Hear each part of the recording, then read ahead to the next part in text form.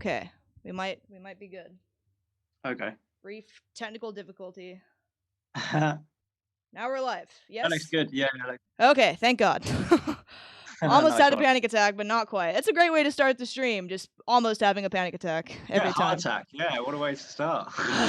God, it's a roller coaster. This streaming life, I swear. All right, we just tighten up a couple of things while we wait for people to arrive. Oops. This audio's on. Okay.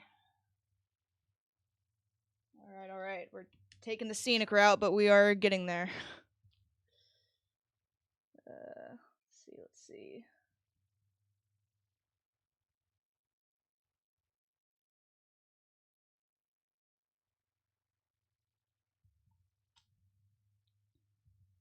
Chris, are you there?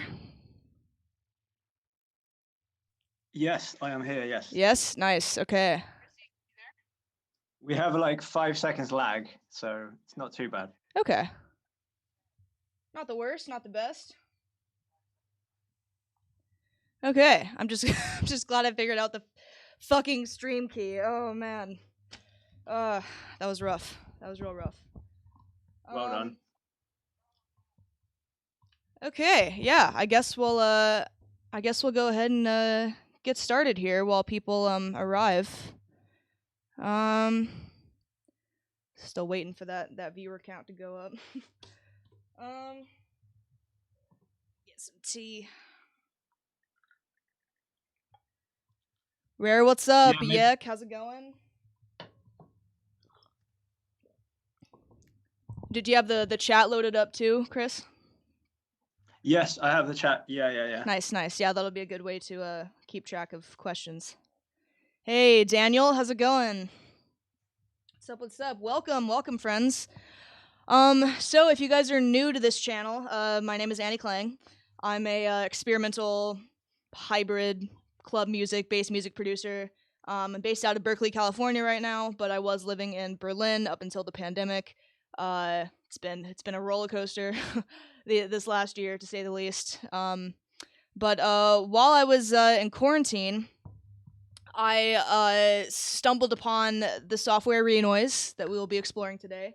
And I was a bit overwhelmed by a lot of the tutorials on YouTube, and a lot of the forums and everything. It was just, none of it really made any sense, and it's such a dense and unique software that I was really just kind of looking for a way to I don't know, to learn it on my own terms at my own speed, and sort of teach it to myself. So that's when I stumbled upon MIDI Error's YouTube channel. And he had a couple of Renoise tutorials up on his page, and I really liked them, mainly because, like, they weren't like so slow that I was like bored and just itching for him to just explain something. It wasn't like a lot of those tutorials where it's just nonstop self promo and obnoxious shit like that. It was like the perfect speed, perfect pace. It gave a really nice overview of like everything that I wanted to learn to just start making noise and not just, observe and take notes for hours and not actually, get my hands dirty with the software. So it was great. So that's how I stumbled upon MIDI Error, and I think I asked some random questions in the chat, in, like, the comments, and then he like emailed me back the next day with like very detailed answers, and then we sort of became like, I guess, Renoise pen pals for a good bit of last year and most of this year. And then we kind of kept in touch.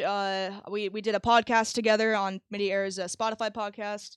And yeah, we always have kind of come back to Renoise and been like, yeah, we should do something here with this software. There's definitely some type of collaboration that should happen. And then we decided to do this the stream.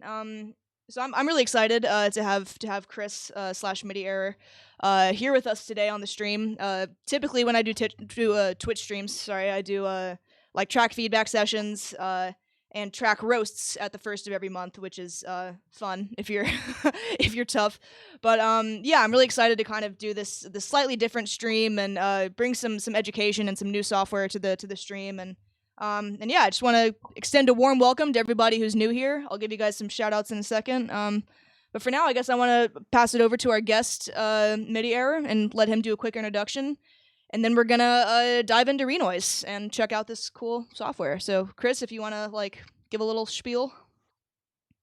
Awesome. Yeah. Thanks for that, Annie. Yeah, for sure. Yeah. All 100% true. That. Yeah. So I came to Renoise maybe 15 years ago, and when I was learning it, there was literally like there was no nice videos on how to do it. So that was really my motivation for making those videos that you talked about there. And yeah, I've been using Renoise for maybe 15 or so years, but definitely don't know everything about it. But yeah, in our conversations, we connected through Renoise really. So we just sort of yeah, between Annie and I, we decided that yeah, we could do like a Renoise stream where yeah, we talk about the software, we can like tell people about what it can do and maybe show some stuff. So that's what we're going to do today. So I sort of myself personally, I've done all sorts of things really. I make music hardware, I make music software. I do a lot of sort of writing in the industry, and I generally just prat about making music. Yeah, which I've done for many years. So yeah, I just want to say hi to everyone. Welcome. Thanks for being here. This is probably going to be like a bit of a wild ride. This might not be a well-oiled machine, but yeah, the main purpose of today is to have a bit of fun, really, and to enjoy ourselves and yeah, help each other out. Maybe learn something. I'm sure I'm going to learn some stuff tonight. There's a track that I've made which you can download. It's called Yes. Klang. I'll go ahead and link that in the chat. We have a couple of custom commands. You can do a Renoise command and get some super helpful resources. There's like a quick start guide, which is a little PDF file of like everything you could possibly need. I printed mine out a long time ago and have been like taking notes on it, and it's a really great resource. I'll go ahead and link that. There's also links to MIDI errors, instructional videos. Yeah, there's links to like tons of helpful shit. The manual, yeah, a little quick start video. So yeah, check those out, and then if you already have a license of Renoise, go ahead and download Chris's track, so y'all can follow along. But yeah, like Midiera said, it's gonna be a really kind of a loose, kind of fun stream, and we're gonna try to keep things smooth and fun, and yeah. Yeah, like we do actually have a schedule though, so we're not totally just there in is the a dark schedule. here. We have Yeah. sort of planned some stuff. Depends how much we'll stick to it, but yeah, I think for now we're gonna start off. Chris is gonna share his screen and show us a little bit of that demo track, and he's gonna, I guess, sort of start off with like a really quick sort of rundown of the layout, just for like the ultra beginners. And then kind of as the stream goes on, we can start getting into more advanced topics, more tricks and tips for people who aren't complete strangers to the software. And yeah, so hopefully this can kind of cater to all skill levels. Of course, we don't want it to be like too boring, but hopefully it's interesting, and hopefully everybody learns something. Yeah, and also I just want to say that we are like, the whole purpose of this is for us to answer your questions on Renoise. So if you want to post your questions in the chat, we'll be following that. We also have had some questions submitted already. So we're going to be looking at those like over the course of this like session. So yeah, please keep sending in your questions. If there are any questions that come up while we're sort of demoing stuff, yeah, please put them in the chat, and then we can yeah, we'll hopefully address them. I'm not like 100% the oracle on Renoise, but I might know. I might know where to go. Yeah, Chris is just being humble. I mean, of course, like neither of us are like developers or anything, but Chris is definitely a very advanced user. I'm still a beginner, but I've done some exploring, so like I think between us we can cover a lot of ground. But yeah. Yeah, and hopefully there's some people in the chat as well that might know, and they can help us out. And we've all got the manual hyperlink, so we're ready to sort of check stuff out. Yeah. But and I'm sure people in the chat. Oh yeah, no one's allowed to mention piano rolls. Yeah, so I just that's the end now. No more piano roll talk. Okay. Strict no. Renoise is never gonna have a piano roll apparently, so we're just gonna avoid all piano roll questions. Yeah, you get kicked out of the chat if you mention piano roll. Yeah, my moderator will ban you permanently. Yeah, I mean no, but cool. Yeah. So Chris, why don't you go ahead and share your screen, and I'll give a couple shout outs to people in the chat. Muzgafaza, what's up? How's it going? Yuck, I'm super glad you're here. We also have your track as well. If we run out of things to talk about, maybe we can load yours up. Daniel Cowman, what's up? Victor Vaughn, how's it going? Lots of new people here. Welcome, everybody. Joe Pajes, love Renoise, excited for the stream. I'm excited, you're excited. It'll be super fun. Shortcut tricks. How's it going? Super glad you guys are here. Oh, you need to update Renoise to install it. Shit.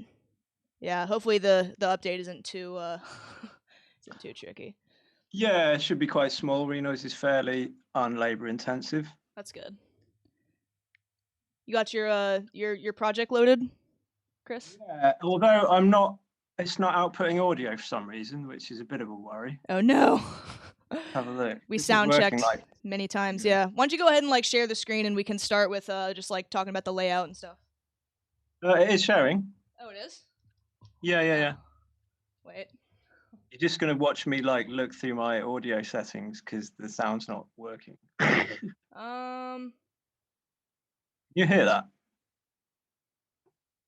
Oh, here we go. All right, I see you. I'll just play a thing.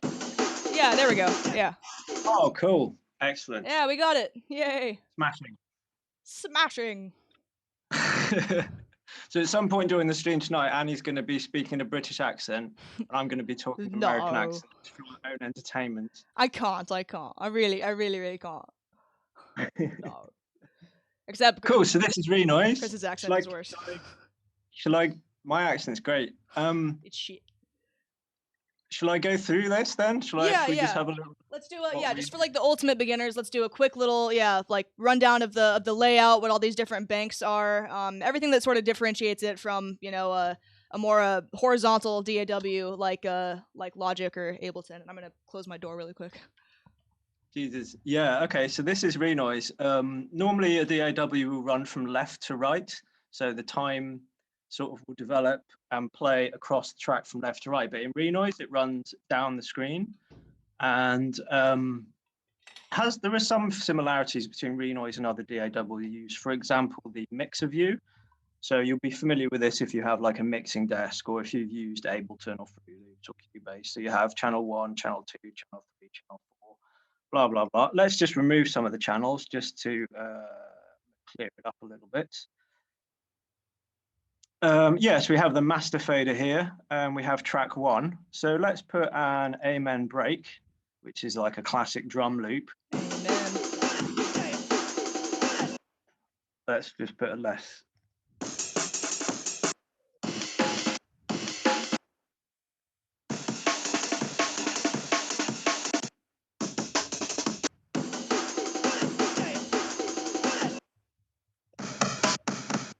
I did have one I loaded up a second ago. Hold on a minute. Let me just load up that project. So many breaks. There's just too many. I've got like fucking tons of them. There we go. I mean, so we have an amen break. We have an. Am I allowed to swear, by the way? Oh, of course. Right? Fuck yeah. This is my channel. I won't drop the C-bomb. But I will say F sometimes. I've definitely dropped the C-bomb on stream before, but nobody cares. I put on the like adult filter, so it's fine. Cool. Okay, great. So we have this amen break here, and so what happens when you're playing back a file in Renoise is it shows you where the playhead is at. So if I press play now, you can see that sort of whizzes along the track as it's playing. So the way that we input a note is on this top right-hand panel are all of the instruments. These are all of the elements that are in your track. This could be like your synths, your drum machines, samples, multi-samples, lots of different things. This is like the core area of the content for the song. You can see we've got this amen break here. If I play C4, which is like middle C on the keyboard, that will play the sample at its normal speed. If I play the octave below, it will play at half speed. And that's mapped out on like the computer keyboard, so you don't actually even need a MIDI keyboard if you want to use Renoise. It's really good to just like use it on the go.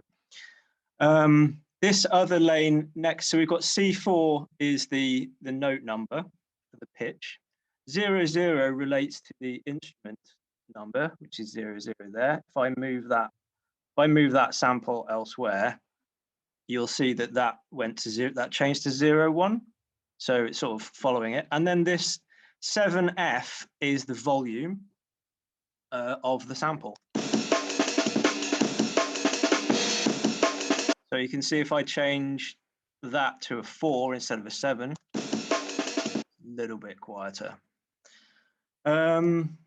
So the first thing that most people say about Renoise is it uses this hexadecimal thing.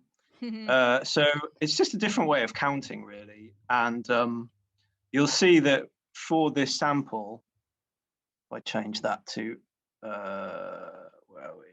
Yes. So if you change that to OS effect, I don't actually know what that stands for at all. Does it even say that? Operating system effect? Yeah, or is that a DS effect? I don't know. That's a good question. That's the first thing we don't know. Yeah. So good that we've started that happening now. But yeah, you can see that like hexadecimal is like a way of counting. Like decimal is 10, has 10 numbers until the next layer of numbers. So, but hexadecimal has 16. So it counts like 0, 1, 2, 3, 4, 5, 6, 7, 8, 9, A, B, C, D, E, F.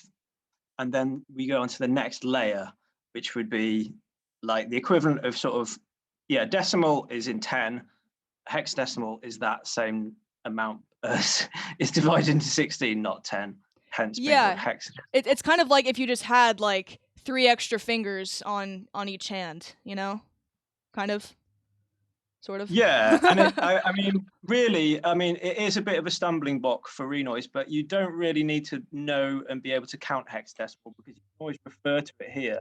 Like we can see that halfway through this sample, if hexadecimal is 16, you can see halfway through is 8, 8, 0 is the halfway through the sample. So let's say, for example, we set a start point of 80. And so S is like the sample trigger. S is like it's telling the system to just start the sample at like this tick, essentially. Yeah, start at 80. So it should still start right there, like in the middle. Yeah. Yeah, so that just started in the middle instead of starting at the beginning. Starting at that 80 point, which is the halfway point. So yeah, in terms of like working out hexadecimal to decimal, you do always have like references that you can look at and use. So let's just, I've just copied that and I'm going to drop it again. So we're now going to have the second half played twice. Or even more, however long we want to go on. Let's just, yeah, so this is where you make your patterns up in Renoise. And we can extend this pattern length. At the moment, it's 32 steps, but we can change that. We can change that to be, let's say, 64. I have had tracks where it goes up to like 256, but within one pattern. Yeah, it's just stupid because if you're editing the end of the pattern, or you want to listen to what the end. Anyway, I'm not going to go into why you shouldn't do that, but because it always jumps back to the beginning, right? Yeah.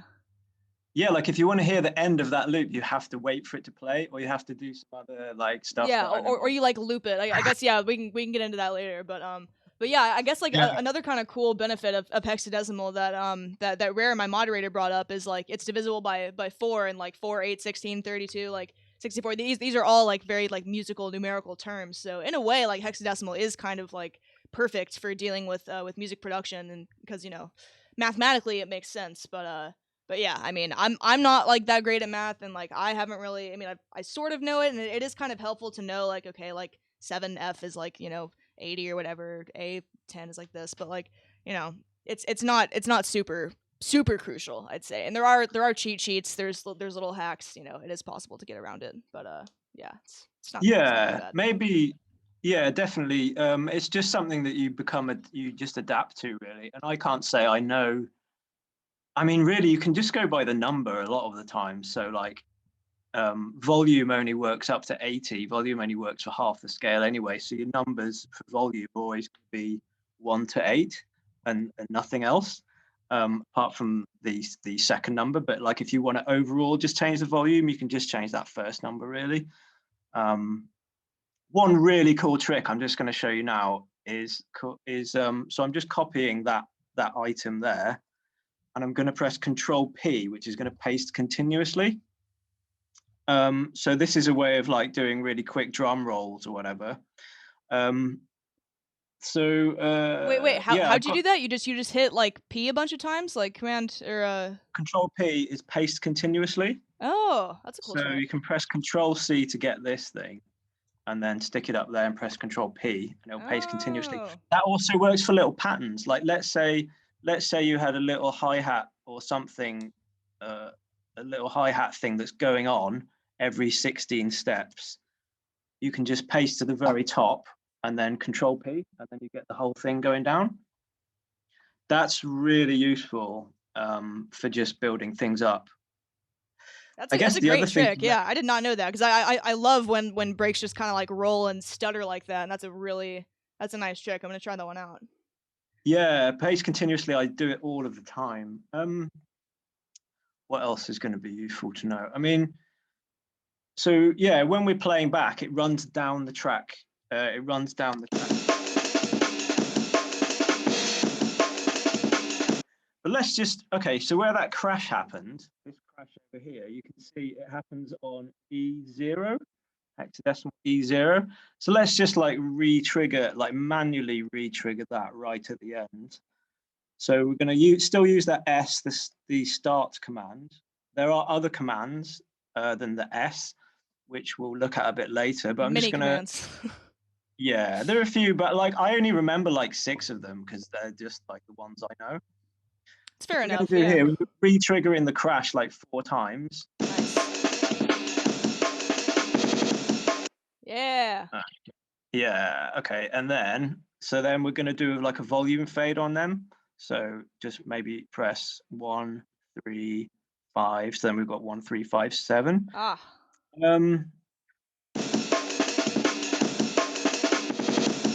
Yeah. There we go. Ooh, sounded nice already. Yeah. And okay, so let's have a look at should we have a look at the effect commands, Annie? Yeah. Let's do that too. Yeah, I also kind of noticed every time you put in like a command, the little orange bar kind of jumps down and like skips a couple of numbers, and it does that on mine too. Is there a way to like change that? Like, yeah, there's like a little footprint. It used to be 2 feet. It's this thing here. Okay. So like let's say we were putting in a 4 on the floor kick drum. I'm sure everyone's familiar with a 4 on the floor. It's just like on beat kick drum. Oh god, we've got battery 3. Okay. Oh no.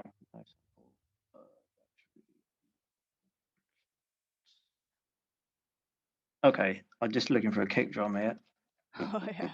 Okay, let's do it with hi-hats. Oh shit. Yeah, don't do that. Always when you're loading in a new sample, make sure you haven't got another one selected up here, because then it'll replace the break with the hi-hat in track 1. Okay, yeah. No, that's a tricky thing to remember too, that little sample bank up there. Yeah, it can all be resized as well. I guess that's one other thing that's really useful to know. All this stuff can be like resized and hidden, and you can make it look clear. And yeah, you can also have the spectrum analyzer. The spectrum analyzer is quite powerful too. So yeah, what we're going to do is just put in some hi-hats. So as Annie said, when I was pressing a number in, the cursor dropped down a couple there, didn't it? Yeah. We can so it's this feature here that we need to like address that with. So we could put that on 0. So whenever we put like a note in there, it'll just go to the next beat and not skip like 4 beats. Yeah. Okay. I mean, so yeah, this is going to be your friend. Let's say you're putting in some hi-hats. I mean, that's a bit of a crunchy hi-hat. Let's just... Okay. So yeah, look, just pressing the button each time, and you can even just hold it down. And now it's doing it every other. Okay. Yeah. So now it's 2 steps in between each one. To get them like to hold it down. Are you just holding down like the paste and like an arrow key, or just holding down the C4 button? Oh, just okay. which is Q on my Nice. laptop. The other thing you could do is the paste continuously thing, which I did earlier. So Yeah, if you know yeah. you want everything to run down, you just select the two little boxes and press P, and then do that. Nice. Um, Okay. But yeah, I guess just if you're making something like house and like you know that everything is gonna be four on the floor, that's like a super easy way to just like, copy and paste or without just like duplicating. It's just be like every fourth beat, kick drum's gonna come in. So that's probably a really nice little hack for that genre. Exactly. And yeah, please, if there's any questions that you're thinking of while this is happening, please just fire them in the comments and Yeah. we'll We already yeah, got we'll one question from Yek who asked, can the S effect be interpolated like Control Shift I? what would that do? I'm not sure, but like that was the, that's the question. Like if it can Control be Shift I. interpolated. I don't know what that means. Can you explain further, please? Yeah, yeah. I'm sure. I'm sure. Please Yeah. Yeah. explain. Go ahead and expand on the question, and then we'll get back to you. Yeah, so you can also humanize stuff. So let's say we got all these hi-hats here. That was one of my You can questions I was gonna ask. Is yeah, like because a lot of this seems pretty like rigid and like strictly quantized. So yeah, let's see how we can inject some swing into this. Yeah, I mean, well, swing, that's a good question. We can do a little bit of humanization. So there's randomized, oh, there's also flip, which is a nice feature, which yeah, flips the pattern round from top to Ooh. bottom. But yeah, let's just humanize that. So it's just going to humanize the volumes there. It's We just can like a show that, velocity variation. yeah, very minor as well. There are lots of there are tools that would do this in probably a more yeah, more detailed way. But look, if I'm just clicking there, so we can see the volume, that's this yellow one. We've got panning, which is green, and Mm. we've got delay, which is blue. So these are all like, yeah, these are all parameters. And I wonder now if I press select and humanize, it's going to also humanize. Yes, look, it's humanizing Oh, the panning nice. and the delay. Ooh. So, okay, I'm totally going to need to high pass that. Hold on a minute. Yeah. So Yeah. Production that stuff will first. that leads us very neatly onto adding effects to your tracks. So Yes. this is like home, I guess, for most people who use DAW. We should generally be familiar with this setup. What happens here? So Yeah. these 8 tracks. This is the warm, cozy home that we're all familiar with, and not all this intimidating hexadecimal code. Yeah, when you need to go and hide from with the big hexadecimal monster, you come here. This is Yes, your and feel at home with some familiarity. yeah. And I actually learned something about this stuff only like 2 weeks ago at my mate's house. So yeah, we've got this effect section here. These are all like your VST effects. So they're like your native effects from Renoise and also the VST effects. So these, I haven't got a great deal installed on this computer. You can see I've got Valhalla delay there, so we could drop Valhalla delay onto there. Although I wouldn't dare use that with my native sound card, which I've got at the moment. But Ooh, yeah, that's Valhalla's a just sick like, delay, actually. I really like that delay. oh my god, they're amazing. Also, I mean, I'm doing like free product placement here, but Tornado by Sugar Bites is just one of the greatest multi effects Ooh, ever. I've heard good Um, things about Sugar Bites. I'm intrigued. yeah, I think Beardy Man's entire setup is all processed by Sugar Bites. Oh, really? Last time I checked, it was, yeah. Hmm. And we also have these effects. We have like the native Renoise effects here. So we've got EQs and compressors and bit crushers. So we're just going to chuck an EQ on that hi-hat. Always low, always high pass your hi-hats. I mean, that is almost a rule of thumb, but maybe in some situations don't. But yeah, this would be my number one production tip of all time, is to roll off the low end of anything that doesn't need a low end. So yeah, that's a bit more like a hi-hat. Oh, that's so cool.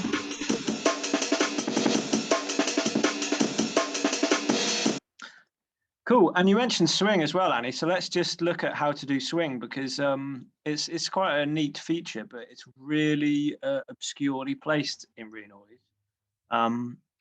So if you want to put swing on a track, you need to have the master channel selected, and then you get the list of the effects that are on this master channel, one of which is this sort of unique box to the master channel, which has a global groove thing, Mm, and you can set these sliders to do the swinging.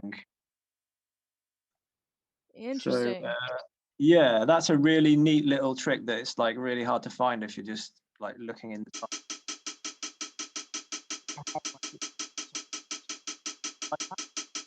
Interesting. Sometimes better to have a full beat to really get the full effect. That's where it is.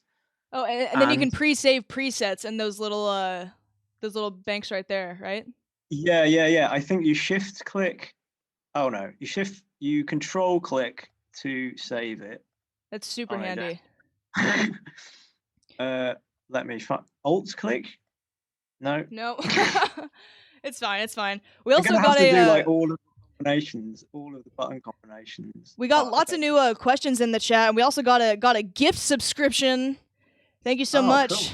Are you being served? We're being served. Gift subs. Hell yeah. Nice. Yeah, yeah. Um, yeah, Um, thanks to everyone listening. This is like a totally experimental idea that Annie and I had. So yeah, really pleased to get but it's going people. pretty good so far. Yeah. So what are the questions? What are people asking? Yeah, and then we'll continue kind of doing another little more of the demo, and yeah, we can go through the mix tab some more and more into the effects, and maybe get into some modulation and automation and stuff like that. Um, but yeah, a quick question from our moderator, which is probably a slightly bigger question. Yeah, so once you're used to it, do you think that Renoise is, for want of a better term, better to use than your typical Ableton or Fruity Loops? Or do you think there are DAWs that make this sort of manipulation easier?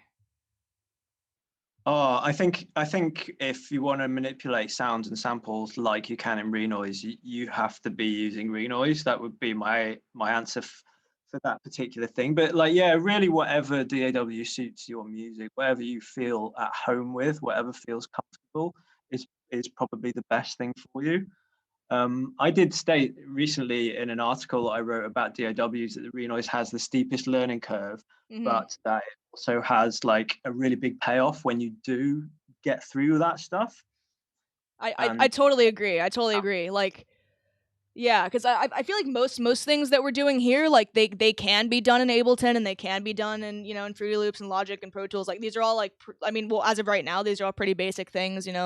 Retrigger a sample, reverse, pitch down, volume, whatever. But this format, I think, and this new like this model of sample manipulation, I think, just allows for a much quicker workflow and allows for way more like detailed, spontaneous, even like randomized edits. Like as of right now, if you wanted to, make a sample like stutter a bunch of times in Ableton, like you could, I guess, you chop it up manually and just copy and paste a bunch of times, or I guess you could, automate the start time or something, or add the beat repeat plugin or something. But with this, it's like you can do what sounds like a very detailed edit and do something really really advanced and like expert level manipulation super quickly. So I think it definitely kind of gives that benefit, but it's definitely like ideal for drum and bass producers like breakcore, anyone whose music is like primarily sample based.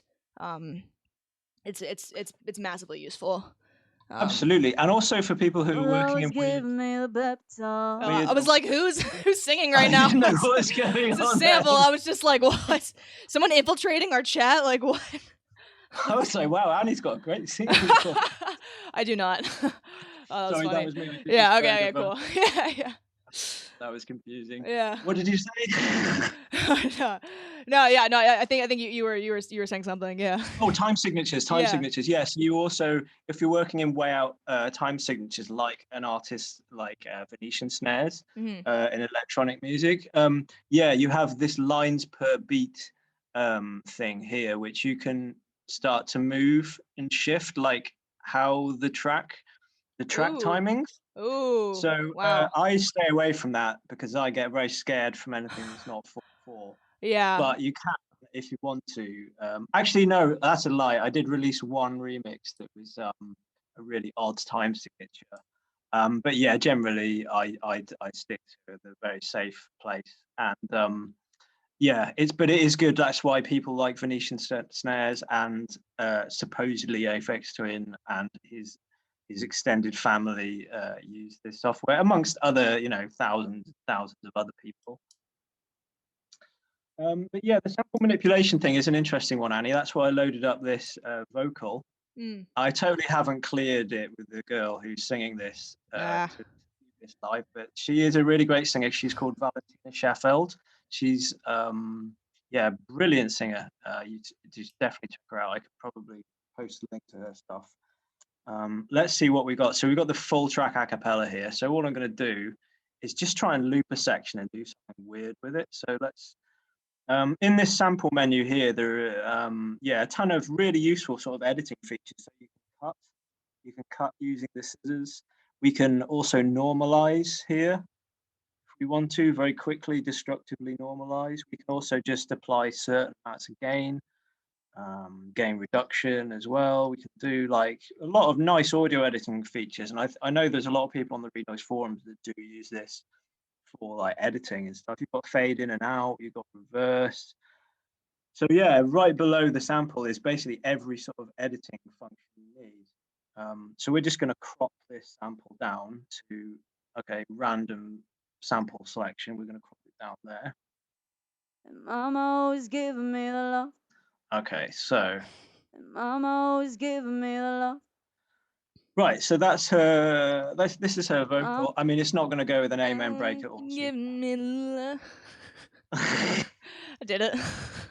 I can sing. And then we have a couple more questions loading up too, but I guess we'll do this demo, and then we'll get to Yek's other question, and then Victor as well. I'm not ignoring the questions, guys. I'm just loading them up in like a note. But let's do this first, and then we'll do some more questions. Yeah. Okay. Very quickly then. So this is no like rush. Take your time. Right. Okay.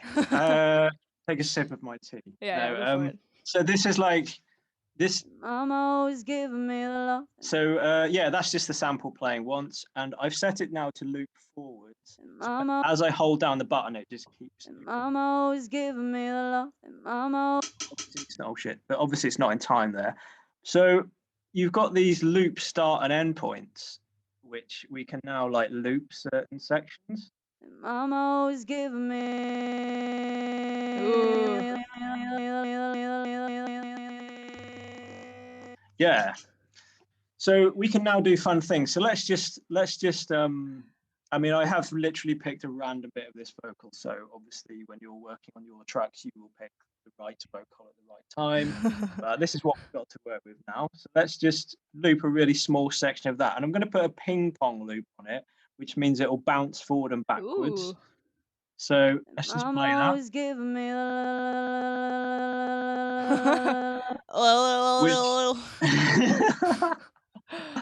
So we've got that right, and then we've got, so that it does sound weird, but we're going to go to the modulation screen now, and we can now do some really, really cool stuff.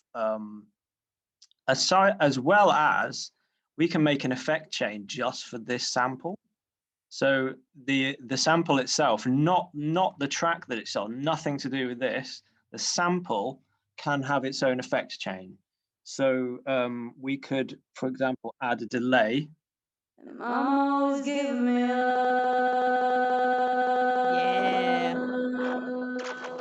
Yeah. So that's just on the sample. You can see there's no delay on the main tracks. So, I mean, that's just a really nice thing to point out, that each of your instruments can have their own DSP chain, which is just really next level, and it opens your mind to the possibilities of what that could do. But let's go back to the modulation. So we're just going to do like a pitch modulation here. So real quick. So before then, so you were adding that delay effect to the sample itself, not to the track that the sample lives in. Yeah. So what's sort of like the benefit of that, do you think? Wow, that's a good question. Like, why not just add it to the track? I mean, I guess then it's like if you wanted to like move a sample to a different track, then the effect would like follow the sample, right? And then the effects that are on the track would stay there. But I guess like then the effects is like chained to the sample. Yeah, 100%, Annie. Like that's exactly Yeah. Okay. hammer on the head of the nail as to why the Yeah. only reason I use it is for that exact thing. So Okay.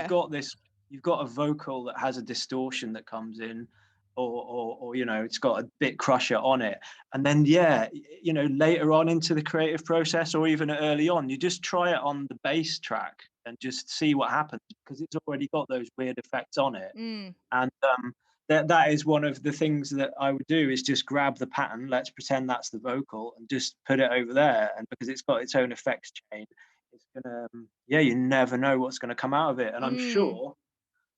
I'm sure like I've tried that in basically every track at some point, when I'm like, I wonder what happens if I just move this over, and then had some mad Crazy beautiful thing, yeah, because then you're moving all the hexadecimal code and the effects and the modulation over to a different track, but since a different sample lives in that track, then you're hearing like that exact same I guess modulation and manipulation, sort of that same algorithm just applied to a different sample, which is like crazy. Yeah, and each of the and the effects can be modulated as well. Yeah, So they yeah. there's like, yeah, I mean, it's just such a great That's feature. gnarly, I yeah. think actually, as I remember it, I think that PreSonus Studio One has a similar feature since Renoise has had this thing. So I don't know if there's people who are at PreSonus who are like gathering all the best bits of the other DAWs and sticking them together. But Ooh. I think there's a similar feature in PreSonus Studio One, but don't quote me on that. So we've got the vocal. We've got the vocal there. I think that's on the EQ track, isn't it? Yeah. Okay. So. Mama's giving me So we can do modulation with the volume, the panning, the pitch, the cutoff, the resonance. Let's do it with the cutoff first Yeah, of all. something like super obvious, yeah. Yeah, exactly. So you have all these devices that can be chained together here for this modulation. Um, it's like however deep you want to go into it, you can research all of these modulation devices and see how they work together. In between each one, they can also be divided, multiplied, subtracted, and added. Math. So not only having them in a chain, but you'll see if I chain another one up, you can then like, oh, I want to subtract this envelope from that envelope. That already, that's just like a bit mind blowing in terms of what you could potentially do. But we're going to just keep it well simple and just going to do a filter sweep, like low pass filter sweep, like you would expect. So okay, I'm just gonna hold down the button rather than press play.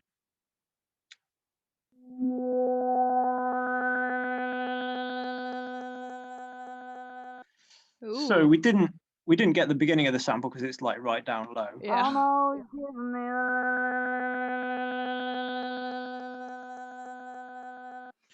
And this would be, I mean, I'm showing you this in terms of like what the modulation could do.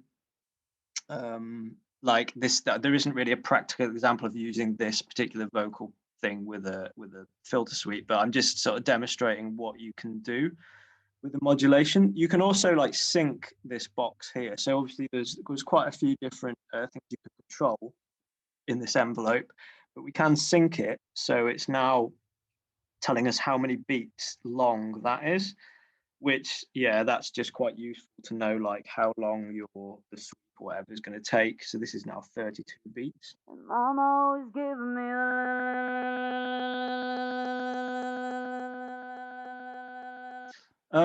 What else do we have? And, Let's do and then something with like the pitch. as the sample is re-triggered, the cutoff envelope will be re-triggered as well, right? Exactly. Okay. Yeah. So it So starts that it just again. always follows that envelope. Interesting. Yeah. But what we can do is, okay, so let's say I'm just going to undo adding that pitch thing there. So this is, we could, for example, call this the LP Vox channel. And now we can have like another assigned modulation for this sample, which maybe is like a bit of pitch vibrato. So we put an LFO on it, turn the amplitude down because that's going to be nuts. Yeah. Yeah. Sounds super So- cute. Mama's giving me the Square, and you obviously got different It's waveforms. gonna give me nightmares. Mama's giving me The Valentina future. probably kill me for knowing that I'm using this sample. Sorry, We Valentina. might have to pay your royalties for this one. She will. Oh, I hope not. She Sorry will for never know. completely obliterating your vocal. Here's money. Yeah. Hey, I frequency modulated your vocals on a live stream. Sorry about Mama's giving me that. Oh, God. She's a great singer though, Valentina Sheffield. Yeah, you should check her out. Valentina she sings Sheffield, in yeah. She Props sings to in her. Spanish and English. Ooh, Yeah, she's nice. super talented. Beautiful. And she will not like that I'm using this. Mama's giving me the Okay, I think that's enough of that. Valentina's like, I can feel her energy. It's like, stop using me. Absolutely. Well, there's this quick overview of what the modulation does, and yeah, bit of effects. Yeah, was there a bit more on the question that we had earlier? Yes. Yeah. So quick question lineup. We got one from Yek, and then Victor had a question, and then Daniel had a couple. So we'll adjust those real quick, and then they continue kind of showing off some features. So Yek was sort of elaborating on his previous question. It said, so when the cursor is in the volume column, volume column, the volume column at the top, then Alt Shift End, then Control Shift I, that will fill the column in order. Does that work for the S effect? Does that make sense? Control Shift I. I mean, I'm tempted to just press it and see what happens. Yeah, he says that that'll fill the column in the order, but does that also work for the S effect, for the sample like start effect? Control Shift I. I don't know that command, unfortunately, so that's a new one to me. Is it to? Oh, I get what he's saying. So if we, yes, okay, so that is a really useful thing that he's mentioned. Okay, yeah, let's break that down. Yeah. Definitely struggled with that, and we're going to see if it. So yeah, what he's saying is that yeah, the sample starts here. What I think he's saying, I could be totally wrong. Yeah, so the sample starts there, S00, and yeah, so we can put a figure. Let's put the halfway point here, which, as we all remember, is 8 S80. So I think what he's saying is, can we select all of this and then have Renoise complete the data that's in between the values? Is that correct? Is that what you're saying? I think so. Well, Control we'll see. Shift I. Yeah, see what happens. It's not working for me, but I am. This is Windows Control Shift I, so I don't know if it's any different. Huh. You can do that. There is definitely a way of doing that. So let's say we wanted a volume fade, and we had this one on 0, and we wanted the volume to get progressively higher. The thing is, I think I used a tool to do this in the past. So I would select all of the data, and then there'd be a right click. You can install tools into Renoise to do specific jobs. Yeah, we got some questions about those too. Yeah, they're really good, and there are some of them that I would say are essential, really, to get Renoise really going off the ground. And you've got this tools menu, but what it does is it loads it up, so it's sort of part of the menu. So you just right click it, and you just have this option in your results that would say like, yeah, connect those two points. It's a good question. Yeah. I think it is possible. Unfortunately, Control Shift I isn't working for me, but I'm sure you can do that. Okay. Yeah, that's really interesting. That sort of like autofill with the hex data is kind of a game changer too. And yeah, then it just means if you're doing like a roll, if you're doing like a kick drum roll, you don't have to input every single every single step. Oh, that's a hi-hat. Okay, so let's just put that. So actually, if I just set this to 1 and hold it down. yeah, drill and bass. Okay. So yeah, I think yeah, like if we wanted to change this value, if we wanted this to be like a roll in, so this one here is 0 volume and this one here is maximum volume.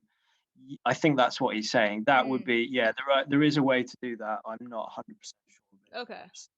Maybe a Renoise user who's watching will know it, but what I would do normally for that is, yeah, there's a tool that does that for you. One really useful thing to know, and I'm not sure if you know about this, Annie, is Probably this not. weird menu here. Oh, what? Like, Where was do you that use hiding? this? I never even noticed that before. There's so many just little buttons just Like, lingering. yeah, it's like a hatch in the wall that you don't ever want to. Little secret garden nook of treasures. Yeah, but this is super useful, Yeah, right? yeah. Oh What my is God, that? this is amazing. So this is for like Wow. bulk sort of changes. Let's say that this break is like way too loud. Okay, let's just start a new pattern there and just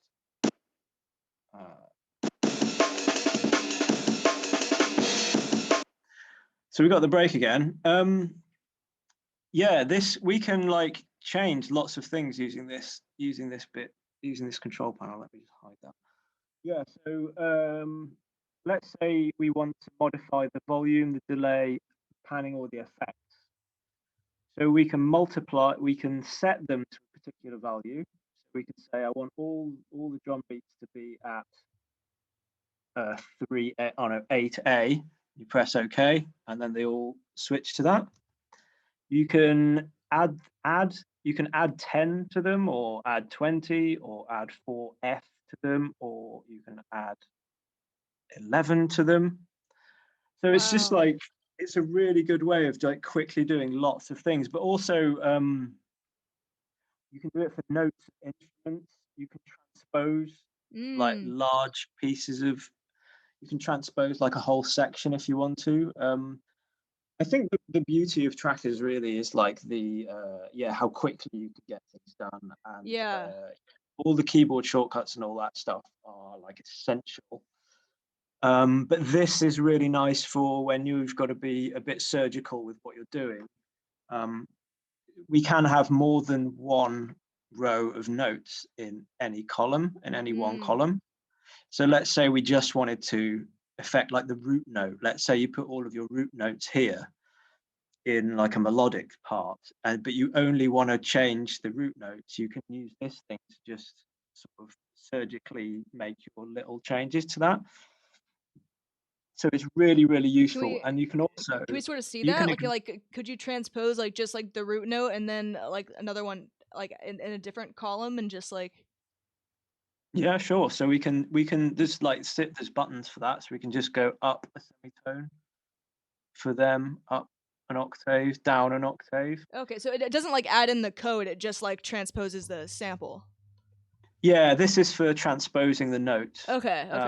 This is the note section. So you've got the note section, the instrument section, and then the vol, pan, delay, effects section. So those will change, the other columns. Interesting. We can highlight them. So there, I mean, when do I use that the most? I mostly do it when when I've got a certain thing that I want to copy from. Let's say I have a snare roll and a kick roll, and I want to just copy over the volumes of those things. Maybe I like the patterns of each one, but I want the volumes to correlate. So I would just use this content mask here. And if you right click on one of these, it will only select that one. So let's just right click on volume. And then I can highlight, like, let's say that's the kick drum, and press C, and then paste it into this other channel. Oops. Let's paste it over there. Look, it's just pasted the volume because the content mask only has volume selected. So interesting. Okay. I mean, this is probably quite an advanced feature that that is probably a bit of a mind fuck for people who don't know Renoise, but I just wondered whether you'd seen this and like. Yeah, no, I hadn't before. Yeah, but I feel like that's still a nice sort of like workflow helper, I guess, just sort of smoothing out some of those tasks. Yeah, it's not like a fun thing, but it's super useful. Yeah, for a ton of things. And yeah, as we demonstrated earlier, it's the kind of thing you've never even seen because it's just on this It's just yeah. There's so many just little buttons just sort of lurking. Yeah, I Yeah. did not know that existed. That's I'm definitely gonna explore that some more later. That's really helpful. We also got a couple other questions. Victor was wondering if at some point we could talk through the pattern sequencer at some point. He's interested in good keyboard shortcuts, copy and paste, muting certain sections, etc. So yeah, I guess we can go through some more like pattern fun. Do you mean the patterns up here I or think that patterns per instrument? yeah, I mean this area over here to the left is kind of new to me. Yeah, my version I had. How do you is this part up here? How you hide and show that? This pattern section? Where, Oh, like up that here? Okay. thing there. Okay, nice. And then there is a way of showing what you can name each of your patterns, right? But I Okay. always forget how to do it. Oh, it's there, look. So we can have, but I mean, yeah, I have had times when I've been looking for this for like half an hour, even though I know where it is. Like Yeah. sometimes you just can't click the right place. Huh. But there's a little thing that you can say pattern 1. Yeah, you can do like intro, build up, drop, whatever. Yeah. Yeah. That is the area that Victor was curious about. So yeah, let's go into Cool. that section and see like what all can be done with that. Okay, and we'll also go through some like sample commands while we're doing that because it's going to vary up the amen break. So I hope everybody likes amen. Okay, so right, let's just. So I'm just going to do a couple of things with this. Let's set it up how we had it before, so that's easiest for everyone. So you're just like copying and pasting the sample, so it re-triggers at full volume. Yeah, beat 32, beat 1, got a little trill there.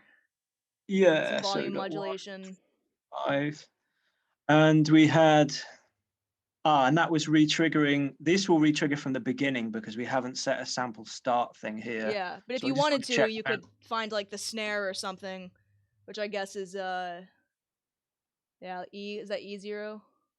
Yeah, E0 was the crash. We can do the snare though. Let's do the snare. Look, it's on D0. So let's grab that. I mean, it's slightly off D0, but that's pretty minor.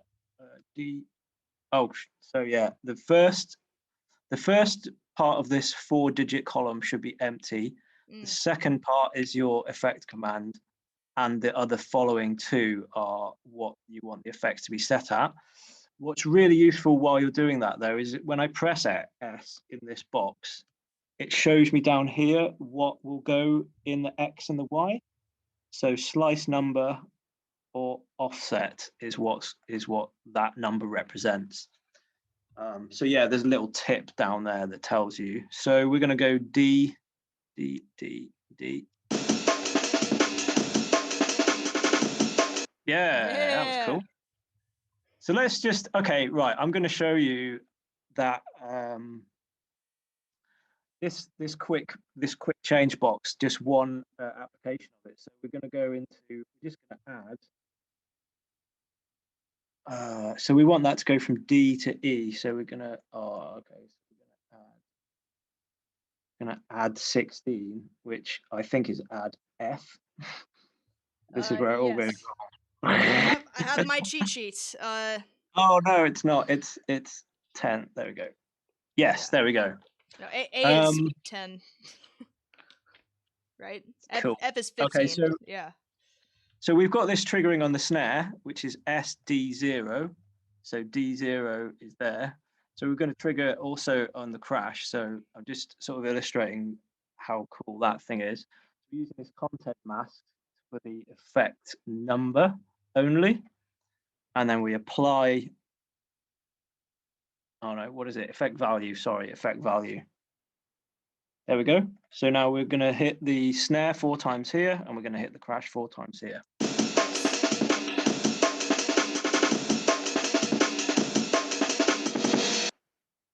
Sort of. I mean, it works.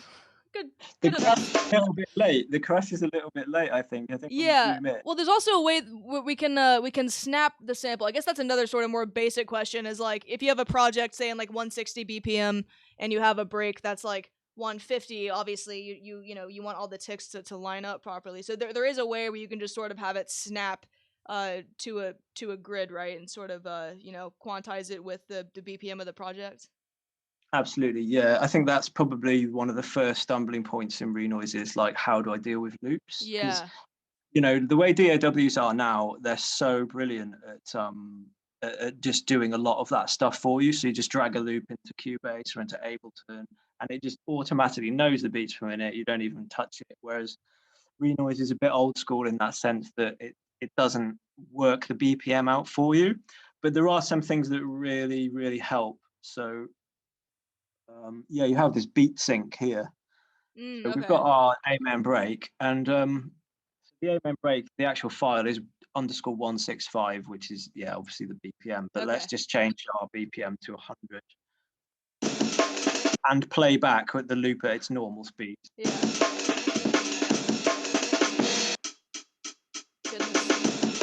Oh wow! I did the roll still. Oh man. But So I guess we're that still didn't sound hearing great. we're hearing the hi-hat in 100 BPM now, and we're hearing that in 165, which is why it's a little disorienting. So it's a real Yeah. not good situation. So then what we want to do is just beat sync it. So we'll hit beat sync at 16, which is like the division how many beats or steps are in the sample. So if we want 16 steps at 100 beats per minute, it's going to speed the sample up quite a lot. So what we could do is we could say, like, if we're making like trip hop at 100 beats per minute and we do want to use an amen. Get some tricky vibes in this bitch, yeah. Yeah, so then we can make the beat sync 32 steps instead of 16. So we're making that a bit longer. So it's it's like straight out of Compton, isn't it? Yeah, pretty much. Yeah. Fuck the police. Oh, that's tight. Oh, I love that. We are connected by gangster rap. We are, yes. We actually have one very important question that cannot wait. This is like we have to answer this right now. Is there a way you can have it? Is there a way you can have it snap back to reality? Oh, there goes gravity. That was from our moderator. That was a good one. Sorry, I just throw that in. Well, that's a very good question. Best question right there. Question. Cool. Had to. Amazing. Yeah, we do want your questions because the best questions are going to win prizes on this stream. So we have a multitude of prizes, including a free license, which I guess a lot of you already have Renoise. But if one of you does not and really want to learn this software, then ask some good questions, and you'll be added. Right now, I got a list of everyone who's asking questions, so want to get added. Cool. And we also have like Annie's sample pack we're giving away. Yes. Second prize is sample packs. Lots of samples. Second prize. Third prize, which is like the booby prize, is my EP. But you do also get a bumper selection of mid-era stickers. Stickers, dude. Free fucking stickers. That's all you need in life. Some free sticks. Exactly. Yeah. Cool. So we've got this. So yeah, there's prizes for the best questions, and we, this the whole purpose of this thing is to make, just to allow people to get into Renoise and sort of learn it along the way. Like we're all on a learning journey. Like even I'm still learning how to use Renoise. Well, it's deep. It's a deep software. Yeah, and I think you're always learning stuff. We're always learning stuff anyway in everything we do. So everyone's come to the table with like nothing on Renoise. Yeah. Like everyone's been there. And it's just about getting people into it.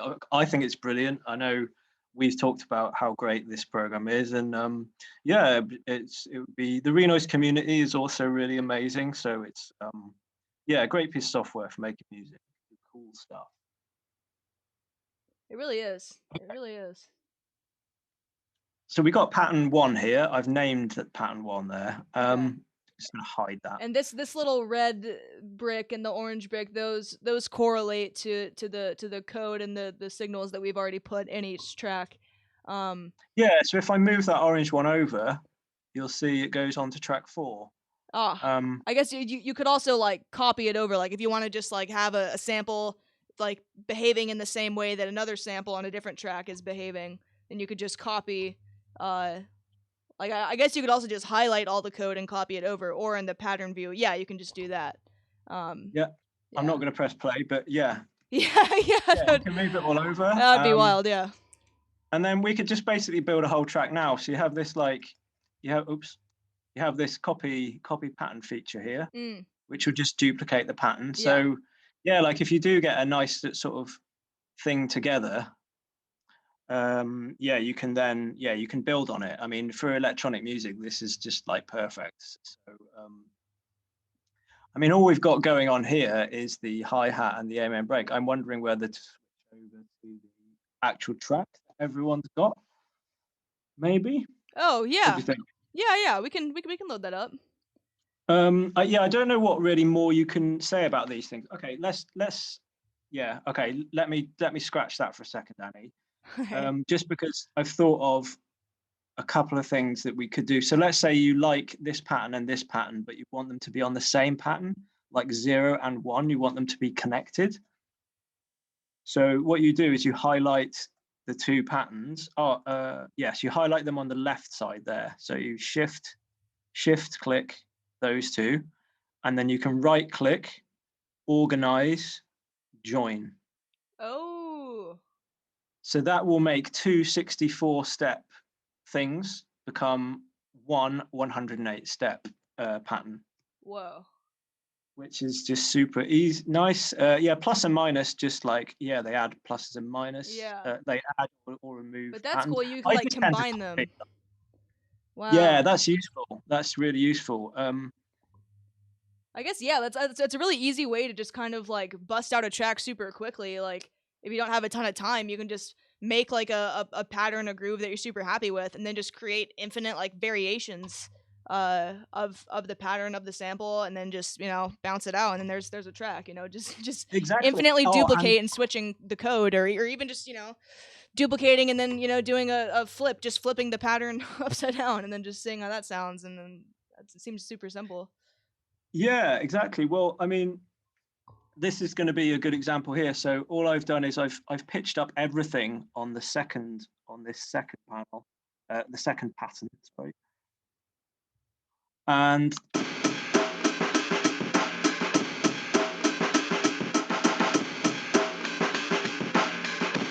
that hi-hat is gnarly. What the hell? Yeah. Oh, it's because it's like, It's dirty. hold on a minute. That is like totally dirty. Totally dirty, Yeah, that's, dude. wow. That's almost making the amen seem lightweight. Oh, it's because the EQs. I moved it all around, didn't I? The Oh EQs on track. yeah. That's why. There we go. All right, that's Don't wanna better. make the Yeah, nice. amen sound lightweight. So yeah, we've got two different patterns here. This one's pitched, the amen's pitched up an octave.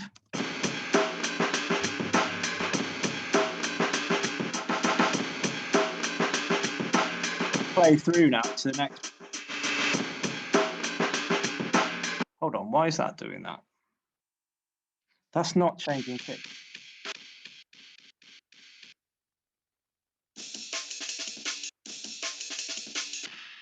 Yeah, there we go.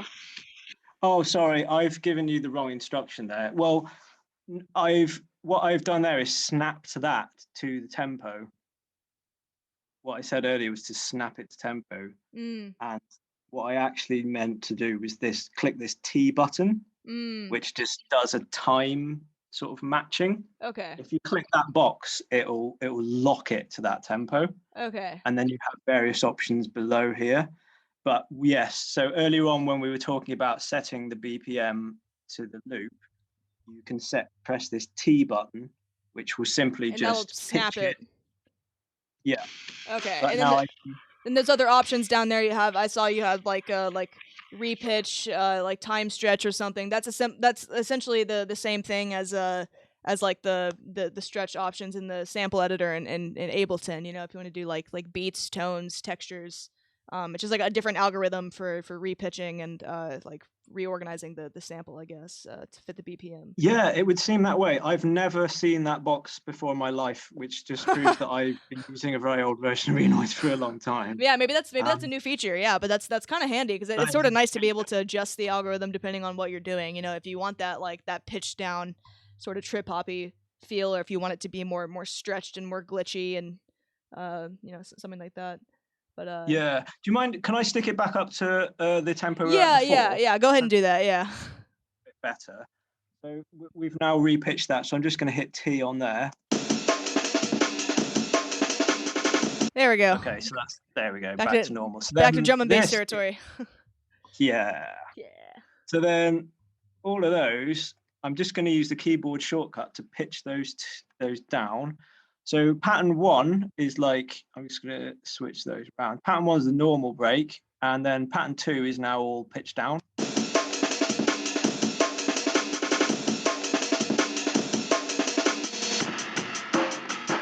Whoa.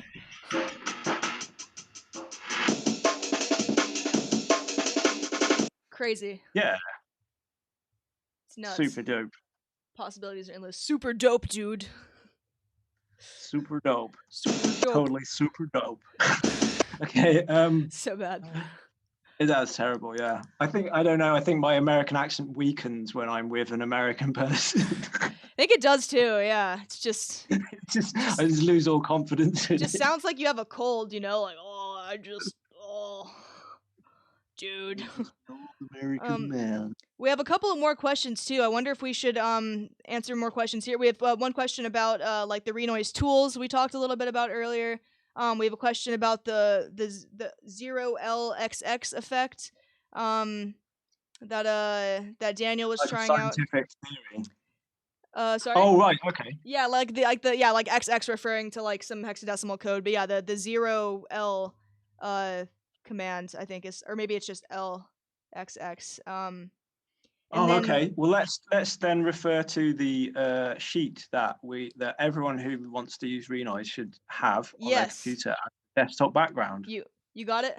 Nice. Boosh.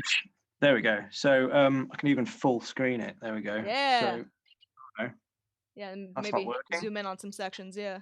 Anyway, so yeah, I think Duncan at Renoise did all of these. I am assuming he did them, but it's brilliant. So earlier on, we used the S command, and that's the only one we've used. That's trigger slice here, which is the S command. So we've got the S command there. And you can see this is the information that appears like at the bottom of the screen when you're typing the S command in. So you sort of, you know where you are when you're putting these in. So these are all the effects commands for this column here that we were looking at earlier, which is just amazingly useful to know, like if you want to arpeggiate the sounds, if you want to do a glide between sounds. And this sheet is available here. I'll link it in the chat with all these resources. That's in the in the quick start guide, right? Or is it in the manual? It's in the it's like linked in a document. Okay. Yes. So if I press, hold on. Oh, I can't see it because there's like a menu from Zoom in the way. Okay. But yeah, but it's in the effects commands, the wiki /effects commands. Like halfway down that page, it says we also have an effects command reference card available for download. I love a good reference card. So yeah, there it is, and there's like screen versions, there's print versions as well if you want to print it off. Nice. Yeah, that's crucial. Print it off, get it laminated, you'll be fine. Yeah. Spill on it, spill your beer on it, it's fine. Good to know. Cool. So yeah, those are the effects commands, and so we are. Should we do some effect? Oh no, was there another question? Yeah. Well, somebody asked about like I think it's the 0L or the LXX command. Yex says LXX is great for like DJ style slider fades on the channel. Oh, cool. You got to use the. Not one I'm familiar with, but yeah. I mean, I guess that's like a crossfade thing. I mean, should we try it? Sure, yeah. Daniel also added that you just have to use the L effect in the volume like effect column, which I guess is an important distinction that took me a while to use too. Is like those separate effects columns. Like one is just for volume, one's for panning. Yeah, those down there. Which Yeah. I think it's really important not to forget about those. I mean, I feel like some of them you don't always need. Like maybe you don't always need the volume one or the delay one or pan if you're just saving that for the final mixing stages. But yeah. Yeah, I think exactly. Yeah, I mean, it will all be suited to like your own taste, like what sort of what your style of production is. Yeah. For me personally, I would never use that pan there. I would like automate this. Yeah, that's what I would do too. Um, Yeah. yeah, I did. I don't know why, but yeah. I Yeah. mean, I think delay is underrated. The little delay column because it means you can just slightly unroboticize your track, just make it swing a little bit and move things around. So delay is useful. What we can do with this L command then? Should we just see what happens when I put an L command through? And then Daniel just wanted to confirm is like if I understand correctly, it changes the volume of the track pre-fader. So if you adjust the volume fader for the track, it won't affect the like volume command you put in there, right? Okay. I think that's how that works. I think it is pre-fader, so yeah, so it'll still keep like the volume modulation, and then if you just raise the volume of the track, it'll sort of keep like the percentages between the volume automation, but the entire track will get louder, I believe. Okay. I think that's how that works. It would make sense. That would be the Does it have logical. to have? I wonder if it has to have a volume. Oh, it has got a volume parameter. Anyway, shall we? What about tremolo? That's a fun one. Oh yeah. Tremolo. So we've got X axis is the first digit and Y is the depth. So let's just put D.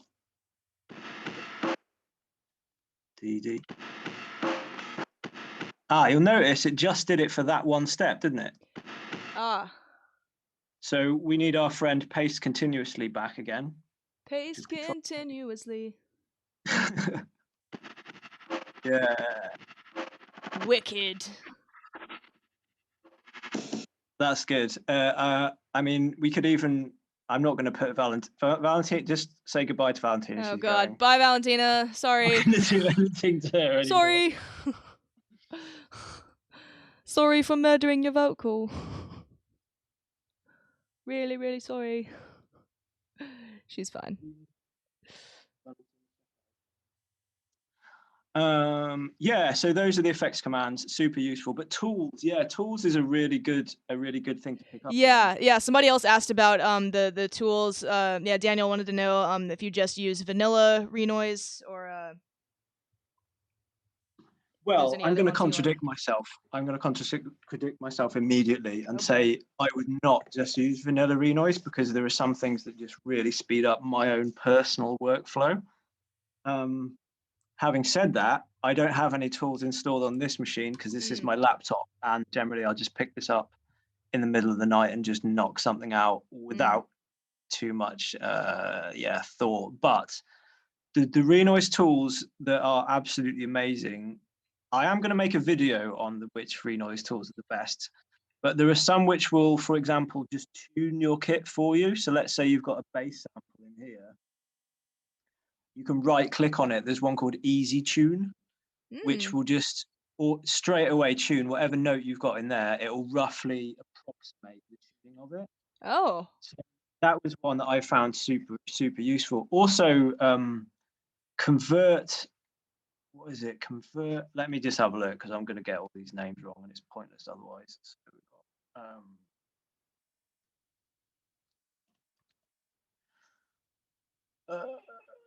so there's a ton of them, and there is actually a thread on the forum about like all of our favorite tools.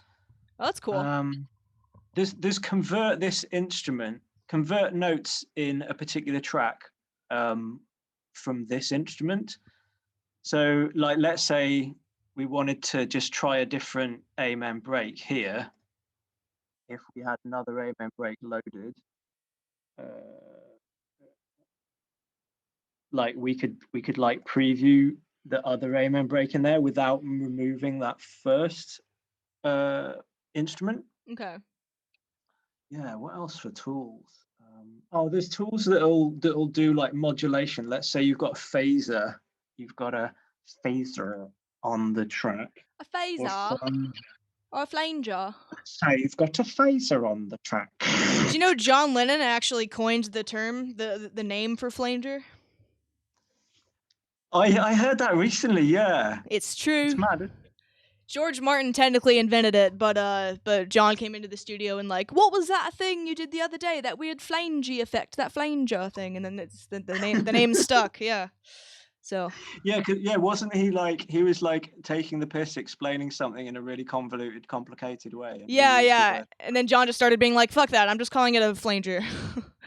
Yeah, that's fucking he was mad. he was probably explaining what he was doing with like the delay to get it to sound like that, and John was just like, "No, nope." He's using the bloody flanger.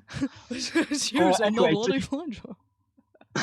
You can also, there are tools that make the rate of the flanger like lock to the track. Yeah. Like you can right click on the flanger. So, I mean, there's tons. I'm sort of drawing a blank now because the best thing to do really would probably be go to the Renoise forum and look at the thread that I started, which is your top Renoise tools. Nice. Which I can probably post in the chat. I can actually reference what I wrote here and say what my favorite ones are. But anyway, yeah, there's a really nice thread. Yeah. Sample slicer, that's really good. Okay. Multiple volumes. Oh my god, multiple volumes is so useful. Yeah, why don't you go ahead and link that in the chat so people can access those tools. Sure. Do you know, I just tried to move my cursor from one laptop to another. This one, I was like, what's going on? Wireless HDMI needs to be the future. That would be great. If I just put it in the chat for you, Annie, that might be the easiest way of doing it. Yeah. Just put it in the Twitch, or no, you mean like in the Zoom chat? Zoom chat, yeah. And then I can copy and paste it. Yeah, that's fair. Okay. Yeah, so that's a really good thing. Yeah, multiple volumes. So let's say you're in Ableton Live, you would simply, if you wanted to change the volume of all the tracks, you just select all the tracks and drag them down. Super easy. In Renoise, you can't do that. So, like, let's say you're absolutely blasting your master. In fact, let's just open up the Klangcast track. If you're absolutely blasting the master fader, and like we all do when we're making music, you know, you just throw too much at it. If you're not redlining, you're not headlining. Is that a thing? That's yeah, amazing. It's a thing in America. In America, we redline. Yeah. Nah, it's not a thing. Somebody said that to me on a stream the other day, and I was like, wow, that's actually such a mood for a lot of people. But yeah. I love that. I think I'm like start using it. I'd also like to think of like the opposite one, which is like Zen equivalent. Yeah. That is. Like, I don't know. If you're not minus 64, you're not making ambient music, dork. Properly. Yeah. Something like that. Yeah, put that on a bumper sticker. Yeah. So basically multiple volumes. Yes, that's very useful because it means you can collectively reduce all of the volume faders in your track at the same time. That's really nice. Yeah. Gosh, that was just such a revolutionary one. Zero crossings is good, so it will only let you place your sample markers or your start points on zero crossings. Oh. So you get no clicks. So there's just all these really weird like little things. Easy tune. Simple slicer's good. So let's say you've got a break. You just right click on it and say slice into 16 and it just goes just slices it straight in 16. It was one of them with George Bush's face was a simple slicer at one point, I think. No. Probably. Why? Yeah, there's three here. Look, there's simple slicer, sample slicer, and chop sample. Oh, God. Yeah, I think one of them is George Bush's. There we go. I don't know why he put that in there. Why? If I was some dumbass what Republicans are using Renoise? Come on. I think it was because it's called simple slicer, so it's like all right, good, yeah. Archetypal simple. That's hilarious. Person. But good to know that thing was probably made like 12 years ago. Like, It was made, yeah, but like back in the day. yeah. So anyway, this is a really great thread that everyone's like thrown in, like their ideas and what helps and That's all that sort. super helpful. Yeah. Thank you for Yeah. sharing that. I need to run to the bathroom super quick because I just chugged tons of tea. But why don't you play out the Klang cast track and let people sort of hear it out? Yeah, and then Sure. we'll delve into that and continue Okay. tricks and trips. But yeah, I'll be right back. Sure, no problem. Okay, yeah, so this is a track that I made about 10 years ago, which I've updated for this live stream session.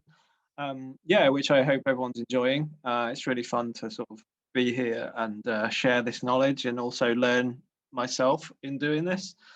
So yeah, this is a really banging techno track which you can download. The links, Annie's given the link already, so it's a Dropbox link. It's all native effects as well, so you don't need to own any special VSTs to run this song. You can just like play it if you've got the Renoise demo, or if you've got the Renoise full version, you can play it and straight away it'll sound exactly like it does here. So yeah, it's like a techno track.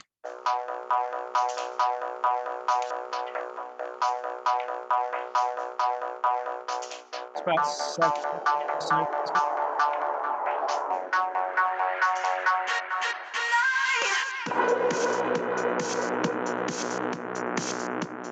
so we've got like, yeah, a very prominent section, which is being side chained. So you can see here it's being side chained kick. Kick is receiving, well, it's sending data to this signal, which is then distributing data.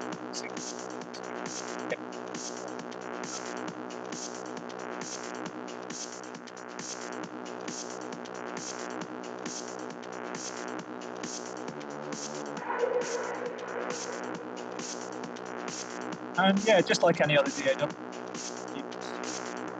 So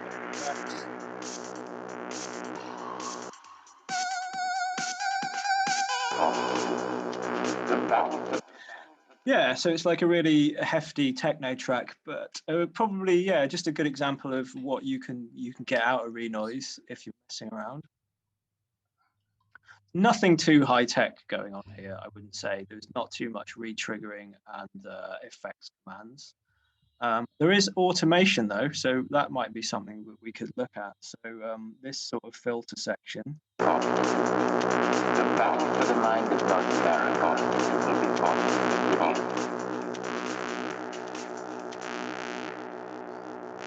So we've got the filter section. It's rather got a filter on farty. that, so it makes... Sorry? That's rather farty. It is gnarly. It's from an MC303, this sample. So, oh, that's the other amazing thing to mention about Renoise to anyone who doesn't use Renoise, you'll know it, right? This is going to blow your mind. So Renoise song files are like zip files, and every single sample is like stored in the song file. So if I email Annie or any one of you this track, you get all of the samples included in it. That makes so much more sense. I don't know why that's not like the default for Ableton. Like, oh my god, it's like collect all and save for Ableton. Collect all and save, but without the like massive pain in the ass trying to remember that. Yeah, and then like, so this is, yeah, so first of all, apologies for using Windows.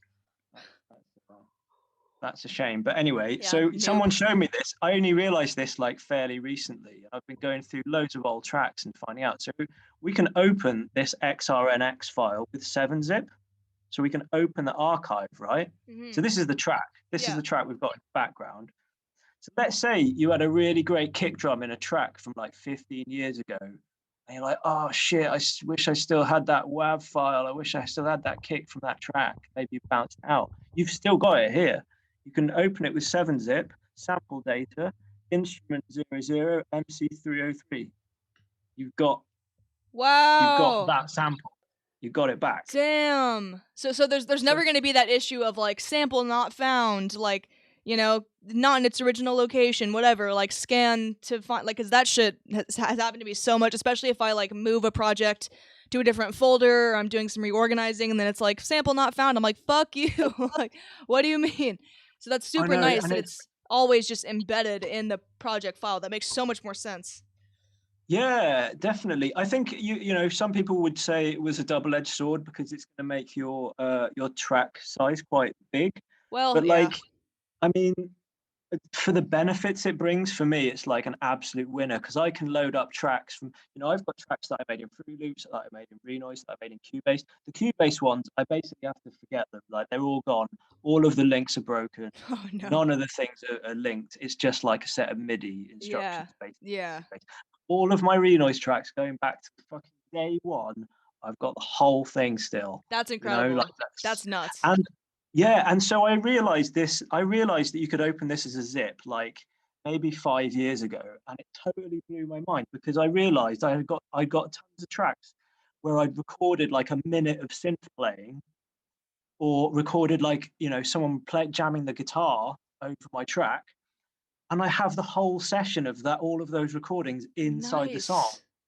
So Oh, that's like, yeah, sick. I was just like, oh my God, there's so much stuff in old tracks that I didn't even remember doing or didn't even know was there. So yeah, I did have this sort of 6 month period of just like digging around, opening up all of these and just listening to the audio out of them. So yeah, that's a bit of a diversion, but an Still, amazing. that's incredible. Yeah, yeah. Daniel in the chat was like, after 15 years of using Ableton, I'm embarrassed to say that I just learned about the collect all and save feature about 2 months ago. Like, yeah, that sounds about right. Yeah. Same, yeah. As I only learned about it like, well, I guess it was a little earlier. It was like 5 years ago, but still, it was like, it was a game changer. But it really should be the default because it's such a headache. If you don't know that and then you send a file to somebody and like nothing works, nothing sends, it's just like, oh, it's such a pain in the ass. But Yeah, exactly. I think definitely because what normally happens is collect all and save in Ableton is someone will go, oh, we'll collect all and save and then send it to me. And you just sort of go, what did you say then? yeah, right. And then you learn about it. I mean, I could tell you like a 10-minute story of a problem I've recently had with Ableton. And yeah, losing like one wave file out of a track, and it was many hours of work to get it back. And Yeah, yeah, I think this is one of the beauties of Renoise, with things like WeTransfer and Dropbox and all that. I could send this file to anyone. It's only 24 megabytes, and we can work on the track and know that, like, if you've got shared plugins, like if you've got like the Valhalla delay and I've got the Valhalla delay, boom, it just straight away yeah, opens. yeah. That's perfect. Yeah. Someone in the chat wants to know what collect and save is. It's basically just like in Ableton. It collects all of the samples and all of the external musical data that you've used in a track and sort of puts it all into a folder. That way, like when you do what we're talking about with Renoise, when you just email it over to somebody, they'll have all the samples, all the tracks and loops and one shots and all the things from your computer that you've added. So yeah, but Renoise does it automatically, which is so nice. Yeah, That's a great perk. it's like, imagine you were like moving house. Let's say you're going to move house. It's like collect all and save is like packing up all of your shit in the bedroom, the bathroom, the All dining the room, the kitchen in all the boxes. audible furniture. Yeah, yeah. Yeah, and then in boxes, and then taking it to your new house. So if you collect all and save, it like package everything up, puts it all together, and then it will go where you need it to go. Whereas if you don't collect all and save, it's like some of the things just won't get taken. So you just lose like your sofa or your bed or something, and you Yeah. wake up in your new house with no furniture. Sounds like a wild night. David Lynch style analogy there. Cool. Love Okay. that. Yeah, sick. And then yeah, someone else wants to know, Jones wants to know like if you can mention anything about using Renoise in like a live setting or like alternative ways to sequence or control it with the hardware or anything. We can get into that more sort of like organically after we keep unpacking the track if you want. But yeah, at some No, point I if think you that's a very good yeah, question. think And about live applications.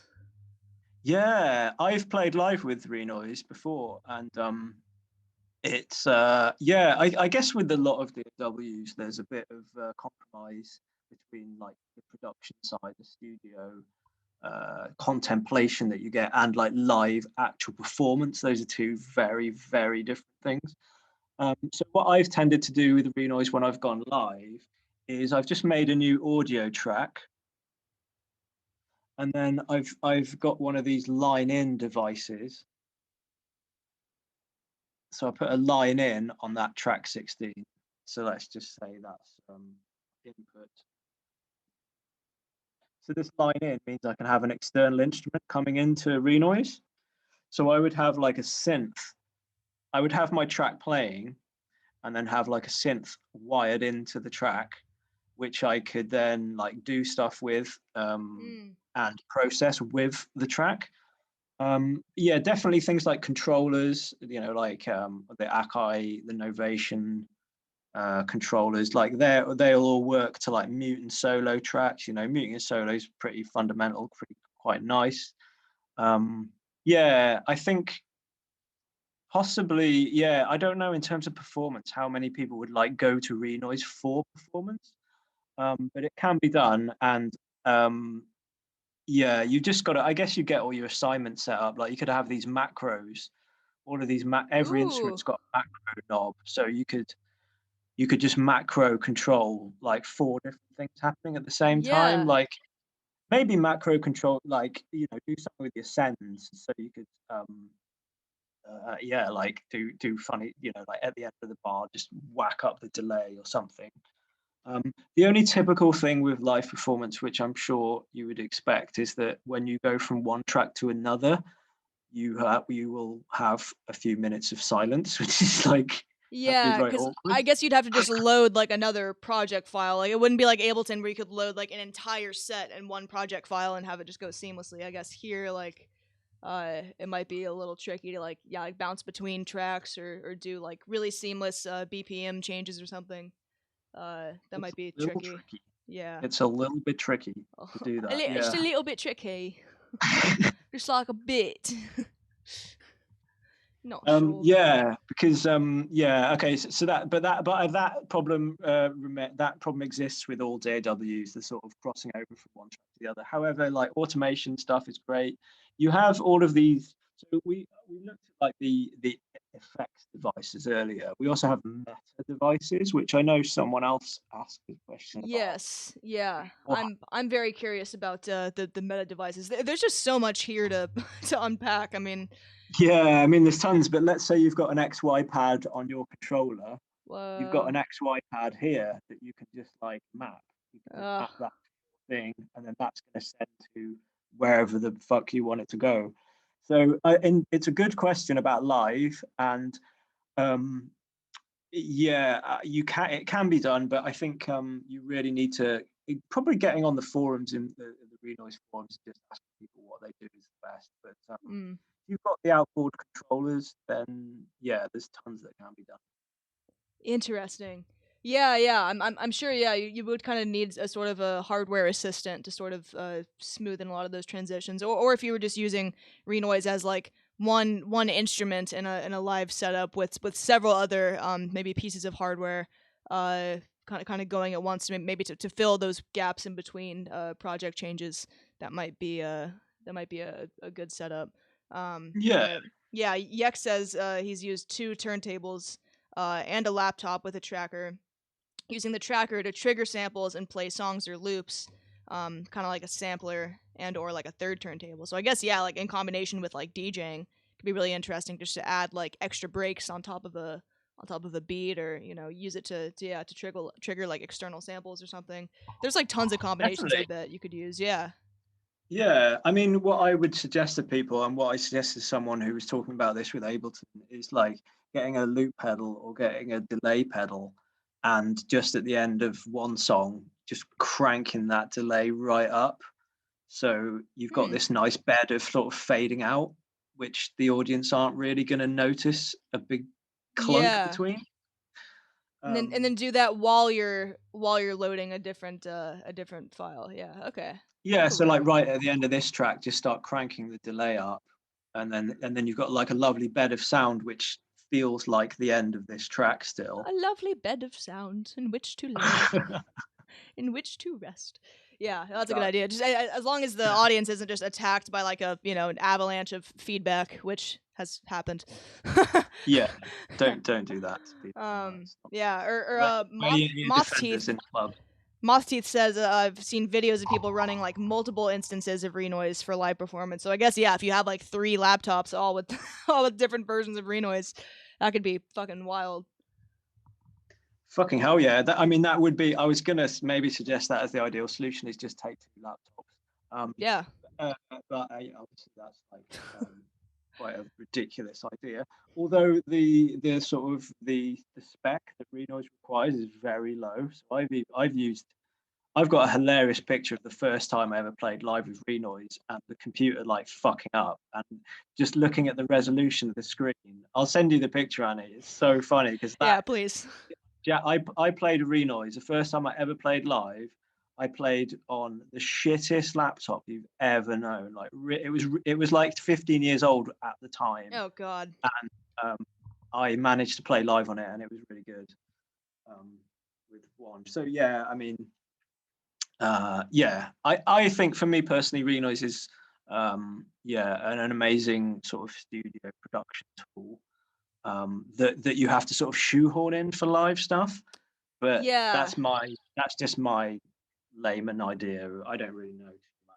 Yeah, like I'm probably personally going to use it more as more of like a in the box kind of studio tool, or just another way to manipulate samples. I mean, I'm kind of just using it right now like a giant outboard plugin, where like I'll make something cool in Ableton, drop it into Renoise, fuck with it some more, bounce that out, put that back into Ableton, and then maybe chop it up some more. Keep kind of just going back and forth like that with processing, which is really fun. And it's always kind of nice to get out of the Ableton wormhole a little bit and sort of adjust your mind a little bit and not get too comfortable. I feel like that's kind of when things start getting boring, is when you get too familiar and too comfortable with the software. It's like, all right, no, but we gotta disrupt that and have a little a little learning angst and Yeah, something like new. change your perspective on it. Yeah, exactly, Yeah, I exactly. think that's the perfect use of it, Annie. I think that's like for me personally now, like the music that I'm making, I do. I mean, for like pop stuff or for more, I don't know, non-breakcore, more like Renoise to me is like my underground music software production, and Ableton's like the overground one. But what I'll tend to do is always come into Renoise to process vocals, do weird shit with the vocals. Just because it does those sort of looping things and all sorts of modulations. But yeah, for chopping up beats and stuff, it's brilliant. It's perfect. Yeah. That's pretty much all I'm like capable of using it for right now because it's so thick. But after this, I'm definitely inspired to kind of building a little bit more on that and running running more than one sample on one track at one time. I just kind of like it too. Yeah. I'm just trying to keep it ultra simple, just so I don't like get mad and like throw my computer at a wall, which hasn't quite Yeah, happened, but baby has steps. gotten very close. Like when I was learning like Ableton and Logic and stuff, and it just wasn't doing what I wanted it to do. It was like nothing makes me more mad than when technology is being stupid. So I'm just trying to just keep it very, very simple. But Yeah, and I think if you ask someone who knows, you realize how amazing it is to learn off somebody else rather than trying to go down the rabbit hole yourself. yeah, Sometimes it is just better to just to reach out to someone who might know and just say, hey, do you know how to do this? Because you can end up yeah, throwing your laptop. yeah. Well, that's how we first got in touch. It's Yeah, just like, exactly. teacher, teach me. Yuck also threw out another question. He said he'd like to learn more about using like oscillator or like OSC tools to link Renoise to Reaper for mastering. And then Wow, that's high level. yeah, right. I You mean, can yeah. do it. I It can mean, be done. There's a guy on the forum, on the Renoise forum called Neurogami. okay. I think that's how I pronounce his name. I might have butchered it. But he's written like a PDF book on how to do OSC with Renoise. Ooh. It's not something I've done with Renoise. I've done it with Ableton into Unity, into like 3D modeling program. No problem. I don't know where I would start on Renoise and OSC. I have to be honest. Yeah. Yeah, well, maybe at the end of the stream we can find that that forum maybe, or that guy on Renoise. What was his name? Origami. I just typed it in the chat. Neurogami, maybe something Neurogami. like. Okay, cool. Yeah, Yeah, he's the guy that knows about OSC, I would say, and I think that's one of the benefits of the Renoise community. It is quite small, it's quite yeah. Having those little community. experts. Yeah, so you sort of know people in it, whereas the Ableton forums, I don't fucking so many people. Millions, yeah. I guess it is kind of nice that the user base of Renoise is a lot smaller and a little more intimate, more communal, more family Yeah, oriented. Yeah. Yeah, and Daniel said that you can also load up Renoise and Ableton together via Rewire, which makes sending shit back and forth a lot easier without having to bounce stuff. That's pretty gnarly. I need to look into Rewire. Apparently. yeah. I mean, Rewire works. Rewire works with all kinds of DAWs. Yeah. The only pitfall I'll say about using two simultaneous DAWs is what we talked about earlier, when one of them won't load some files up. Yeah.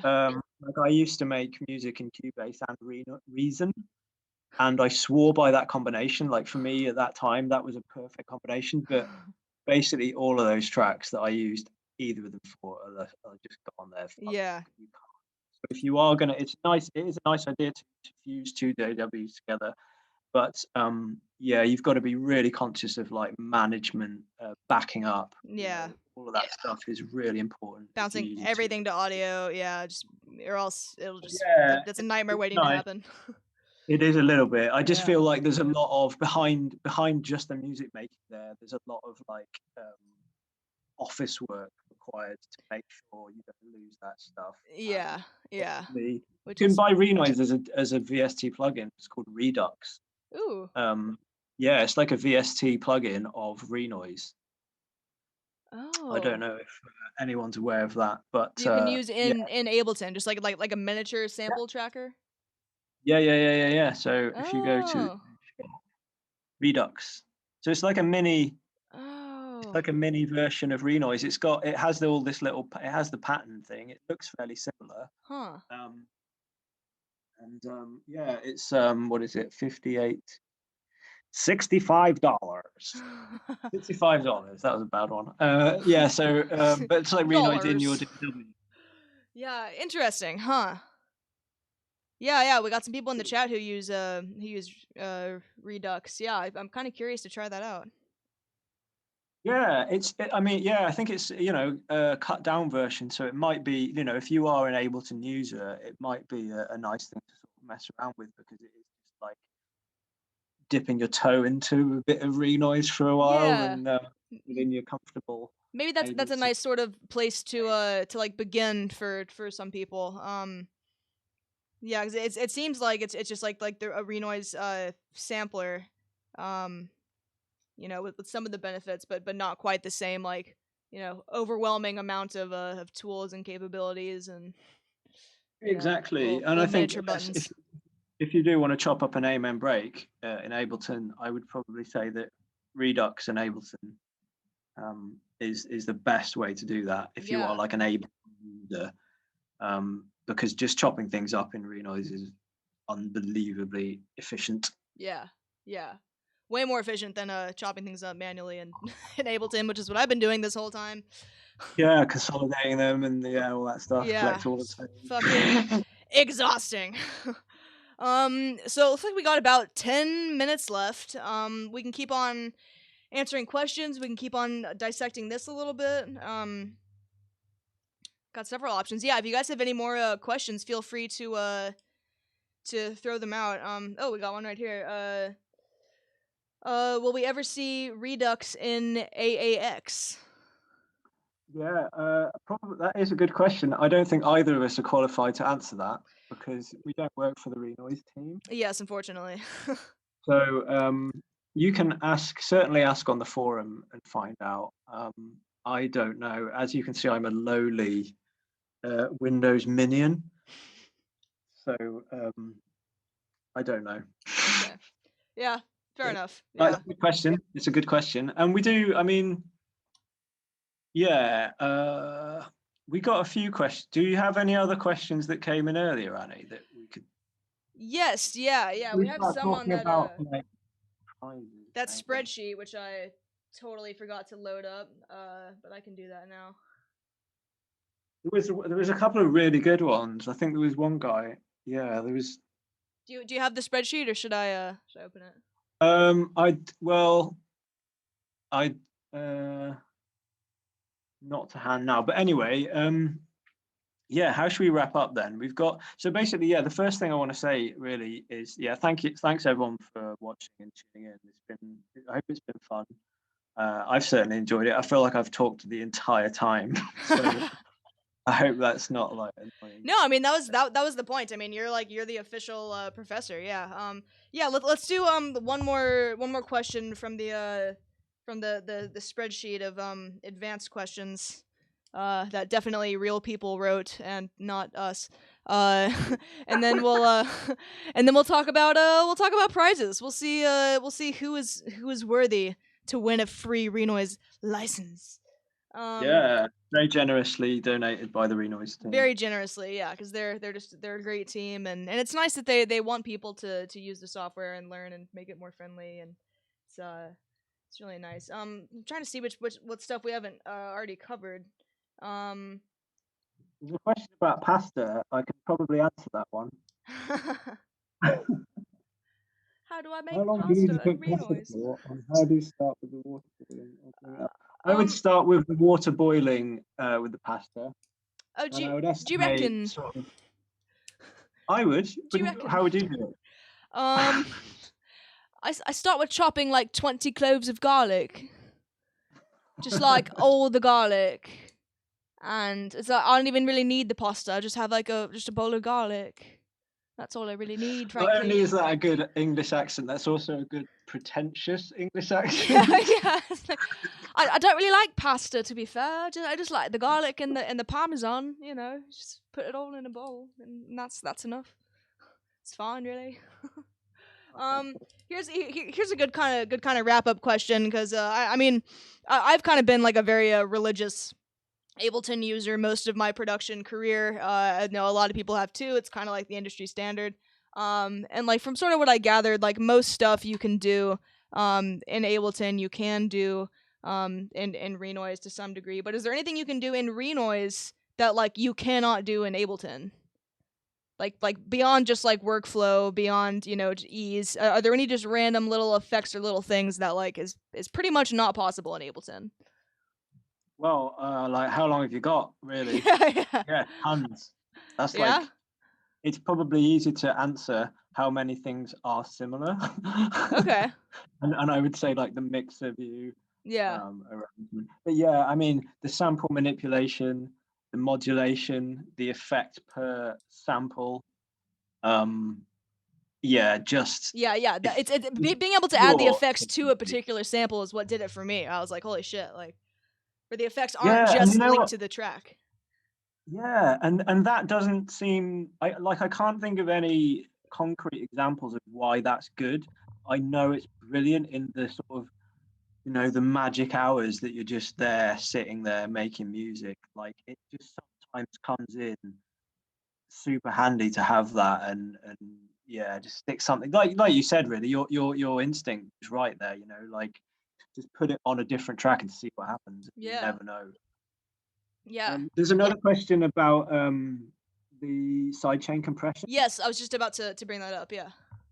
Yeah, that is a good question, and that is like a very fundamental element of making music is sidechain compression. And Renoise has always had this kind of workaround, which is what I showed you earlier, which is what is in this track, and you can all check out. So what's happening here is when the kick drum's kicking. Link the demo track again.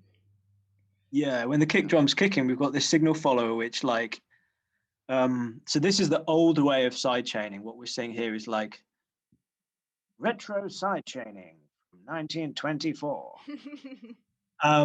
But yeah, so it's like Hydra. So we've got this signal follower that's following the kick. Whenever the kick's going, it's sending the data. I'm just going to pull it right down so we can watch it. there we go. So the kick's rolling here. This signal follower is being triggered like on and off with a particular attack and release and sensitivity settings, also with a minimum and maximum settings, super useful. But then it's going to this Hydra device, which is all really the Hydra's doing is sending that one bit of data out to lots of different places. So you can see it's sending that data to these 4 gain section like modules on 4 different tracks. And it's doing what I realized today really is like a manual sidechain compression. So we are compressing the signal. We are reducing the gain of the signal based on an input signal. However, it's not. Yeah, it's almost like a manual version of it instead of it being automatic. Okay. But in this case, like Hydra is basically just acting as like an LFO, right? That's just modulating different parameters. Hydra is just acting as a distribution. It's distributing what the action really is coming from this signal follower. That's kind of the LFO thing, and then the Hydra just putting it in other places. Yeah. Okay, that makes sense. Yeah, so like the Hydra's like your postman, and he's sending it off to all these places.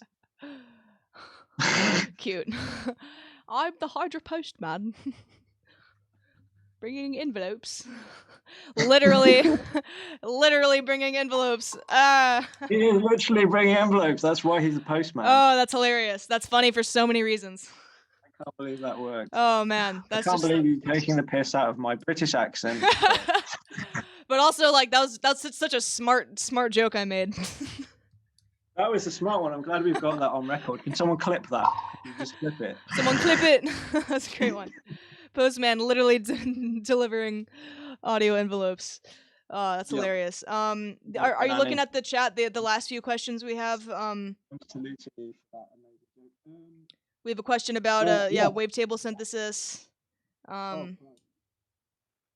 you can. Yes, you can definitely do wave synthesis natively in Renoise because you could just make. You just have the cycle of the waveform in this sample view, and then it will loop. So 100% you can, and you can get a ton of different. Obviously, the wavetables is all wavetables all over the internet. So yeah, you could get a wavetable from the snares or from the. I was going to say the Genesis, but oh no, you call it the Genesis, we call it the Mega Drive. You know, like all those old school wavetables from old keyboards. Yes, you can have. You would load the wavetable into the sample area here, and you would just see the cycle of the waveform. That's it. You would just see one cycle. If you get me. Yeah. So, I mean, you can do that. But I guess technically, like you already kind of could do that. Like what we were doing earlier with that vocal sample. Like if you wanted to, you could just crop out just one cycle or 2 cycles and then just loop it, and then probably sound like shit. But technically, that's like a wavetable too. Like that vocal, absolutely. That vocal that we trashed earlier, yes. A poor vocal. Okay, yeah. And then we'll do this one last question, and then we'll talk prizes. Yak I got my fingers crossed. Go for it. Yeah, Yak wants to have a quick look at the difference between mid-side versus multi-band sends. Like these FFT versus LP4/8 is a confusing part of multi-band send, and the phase flipping of the mid-side is kind of just magic to me. That's a really good question. Did you say Jack? Yeah. Yeah, great question. Lots of good questions from Jack today. I'm wondering whether some prizes might be going in his direction. Perhaps, of course. I mean, I think he already has a Renoise license, but Well, yeah, it's a really good question, and I have to be honest here and say that I've not had a great experience using multiband stuff, the native stuff in Renoise. I've found, like you mentioned, you get phase issues and weird shit happening. Like what I used to do for mid-side was this, right? So I'd have my send tracks would be bass, mid, and treble. And then I would group the entire lot. So insert group, and I would put them all into here. So this is how I would do mid-side in Renoise. This is probably like caveman style, but maybe in recent years they've like updated it and made it better, but this is how I would do it. Okay. So this is a right fucking, yeah, this is not like how you want to be doing it. But anyway, yeah, so this is how I did it. I'm just explaining that. That's all. Multi-band send on there. And then you would send to the bass, the mid, and the treble. And yeah, there you go. So in theory, what's happening here, I mean, it might be because you're going to the send. I don't know if that's sort of technically right, but yeah, I found lots of phase issues using this method of multi-band sending. And I don't know, maybe whoever, yeah, I mean, has anyone in the chat used multi-band send? Has anyone used it a different way than that? Because I wouldn't really. I don't really know any other way. Just to add quickly, what I would also, so the purpose of having your bass, mid, and the treble is to have like stereo expansion, width expansion on them. So I would put like widen the top end here, Okay. and then maybe leave the mid, and then have the bass, you know, like completely mono. But that is a really, I mean, if we do just compare that to Ableton, this is a very simple way of doing side. Yeah. Mid. But I guess for your sends, for like your bass, mid, and treble sends, you're basically just sending like all the tracks to those 3 sends, and then just each send is just kind of like enhancing each band, essentially. Yeah, exactly. And this is mid side for your whole track as well, by the way. Okay. This is not for like if we were doing mid side on, like I would say in my years of messing around with this stuff, that mid side is an amazing thing, especially if you're using it on your higher end things, like your top end percussions and cymbals Yeah, and I things. totally agree. Yeah. Yeah, you just widen that stuff up and you like mono bass in the low end. And Yeah. I think somebody described it like you want the panning to look like a tree almost. Mm. So like the mono, the trunk is like the bass, Yeah. and then you want to, as it grows, it spreads wider. But Yeah, yeah, yeah, the like the tree was closer a to the good top end analogy. you get, totally, yeah. Yeah, I've Yeah, also been kind of like ducking like the mid range in the mids out of my topper end instruments, like in like hi hats or noise or buzzes or anything that's sort of like richly panned or with a super wide stereo image, like I guess more on the sides, then I'll duck them out like in the mids to make more room for like the mid range too, and that's been a really nice kind of like clarifying technique that just gives way more clarity to whatever's going on in the center of the mix. But absolutely. yeah, I totally agree with that. And all of these things are things you can watch a YouTube video on how to do it. But really, the only way to sort of get it is to feel it. And that stuff doesn't happen overnight. But after you do it many, many, many times over years, you start to, yeah, those things become much more workable, and you are able to add space to tracks that were just confusing. 5 years ago, you just didn't understand what was wrong. yeah, But yeah, those sorts of things are really good. I think, for example, 6K on vocals is like a vocal clarity. It's like such a specific thing if you want to make sure that words are understood. yeah, and you also get like that nice little sparkle of sibilance Yeah, there in that you get six like that area. raspy sibilance. Yeah, Yeah, but I exactly. always Like I, find myself ducking at like 4K because to me like 4K is just like so harsh and kind of like plasticky sounding. Just reminds me of like that is that. Yeah, bubble wrap. It that is a always kind of typical one. yeah. It definitely like depends on the vocal and on the signal and the vocalist and everything. But like 9 times out of 10, I find myself doing that, and I'm just like, damn, 4K just needs to go Yeah, away. always look out for 4K. I would Yeah. say always look out for it. Just make sure if you are going to cut it, like if you're going to take it volume down, make sure you're not too much affecting the frequencies around it. Yeah, narrow But Q. again, it's a case by case thing, isn't it? Because Totally. you might have a snare that like needs 4K or Yeah. yeah. So Yeah. case by case. There's no rules. I think that's Case by usually case what we're doing. basis. Yeah, I agree. Well, cool. Yeah. I think that's pretty much all the questions we got for now. All we really have time for. let's No. let's think about who's gonna be getting the free Renoise license. Who I guess easier question is who does not already have a Renoise license? uh, it Who seems like does not have one? a lot of people are familiar with Renoise already, so I'm assuming a lot of you do. But okay, Stu Dizzy does not. He's in the running. Dark Clouds Anywhere. Do you have a license?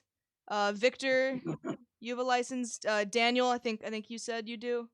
There are also other prizes to be won, like a bumper pack of mid-era stickers. Yes, let's not forget about the So anyone stickers. can Yeah, win that. anybody can win those. Super crucial. And second place prize is two of my sample packs, which is like 300 something high quality samples. So you know. I've checked them out. Yeah, it's amazing sounds.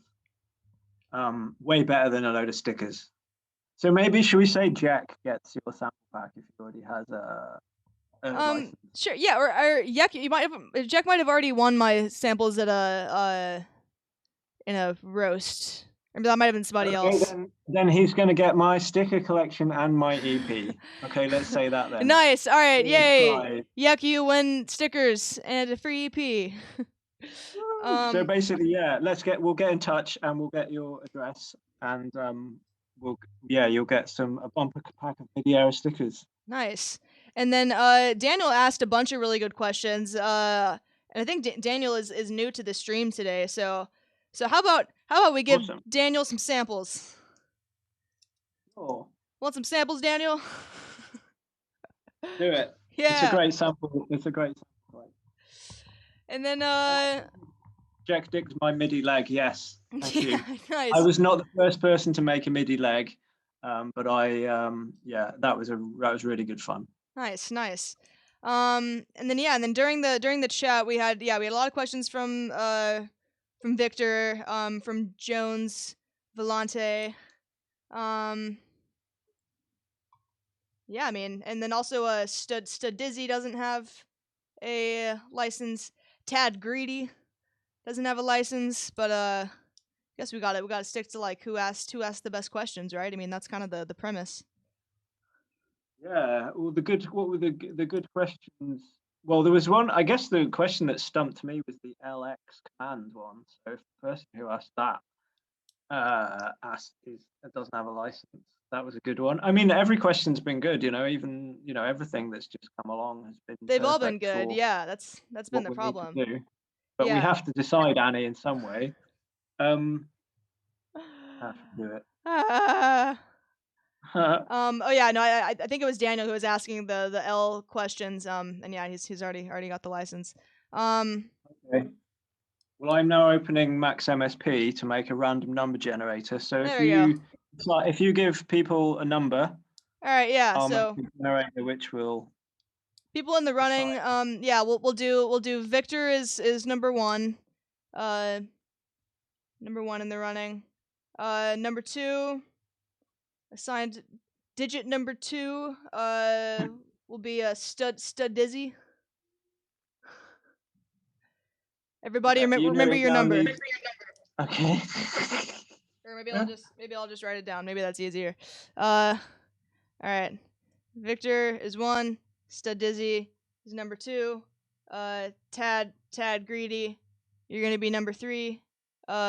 Jones, you're number 4.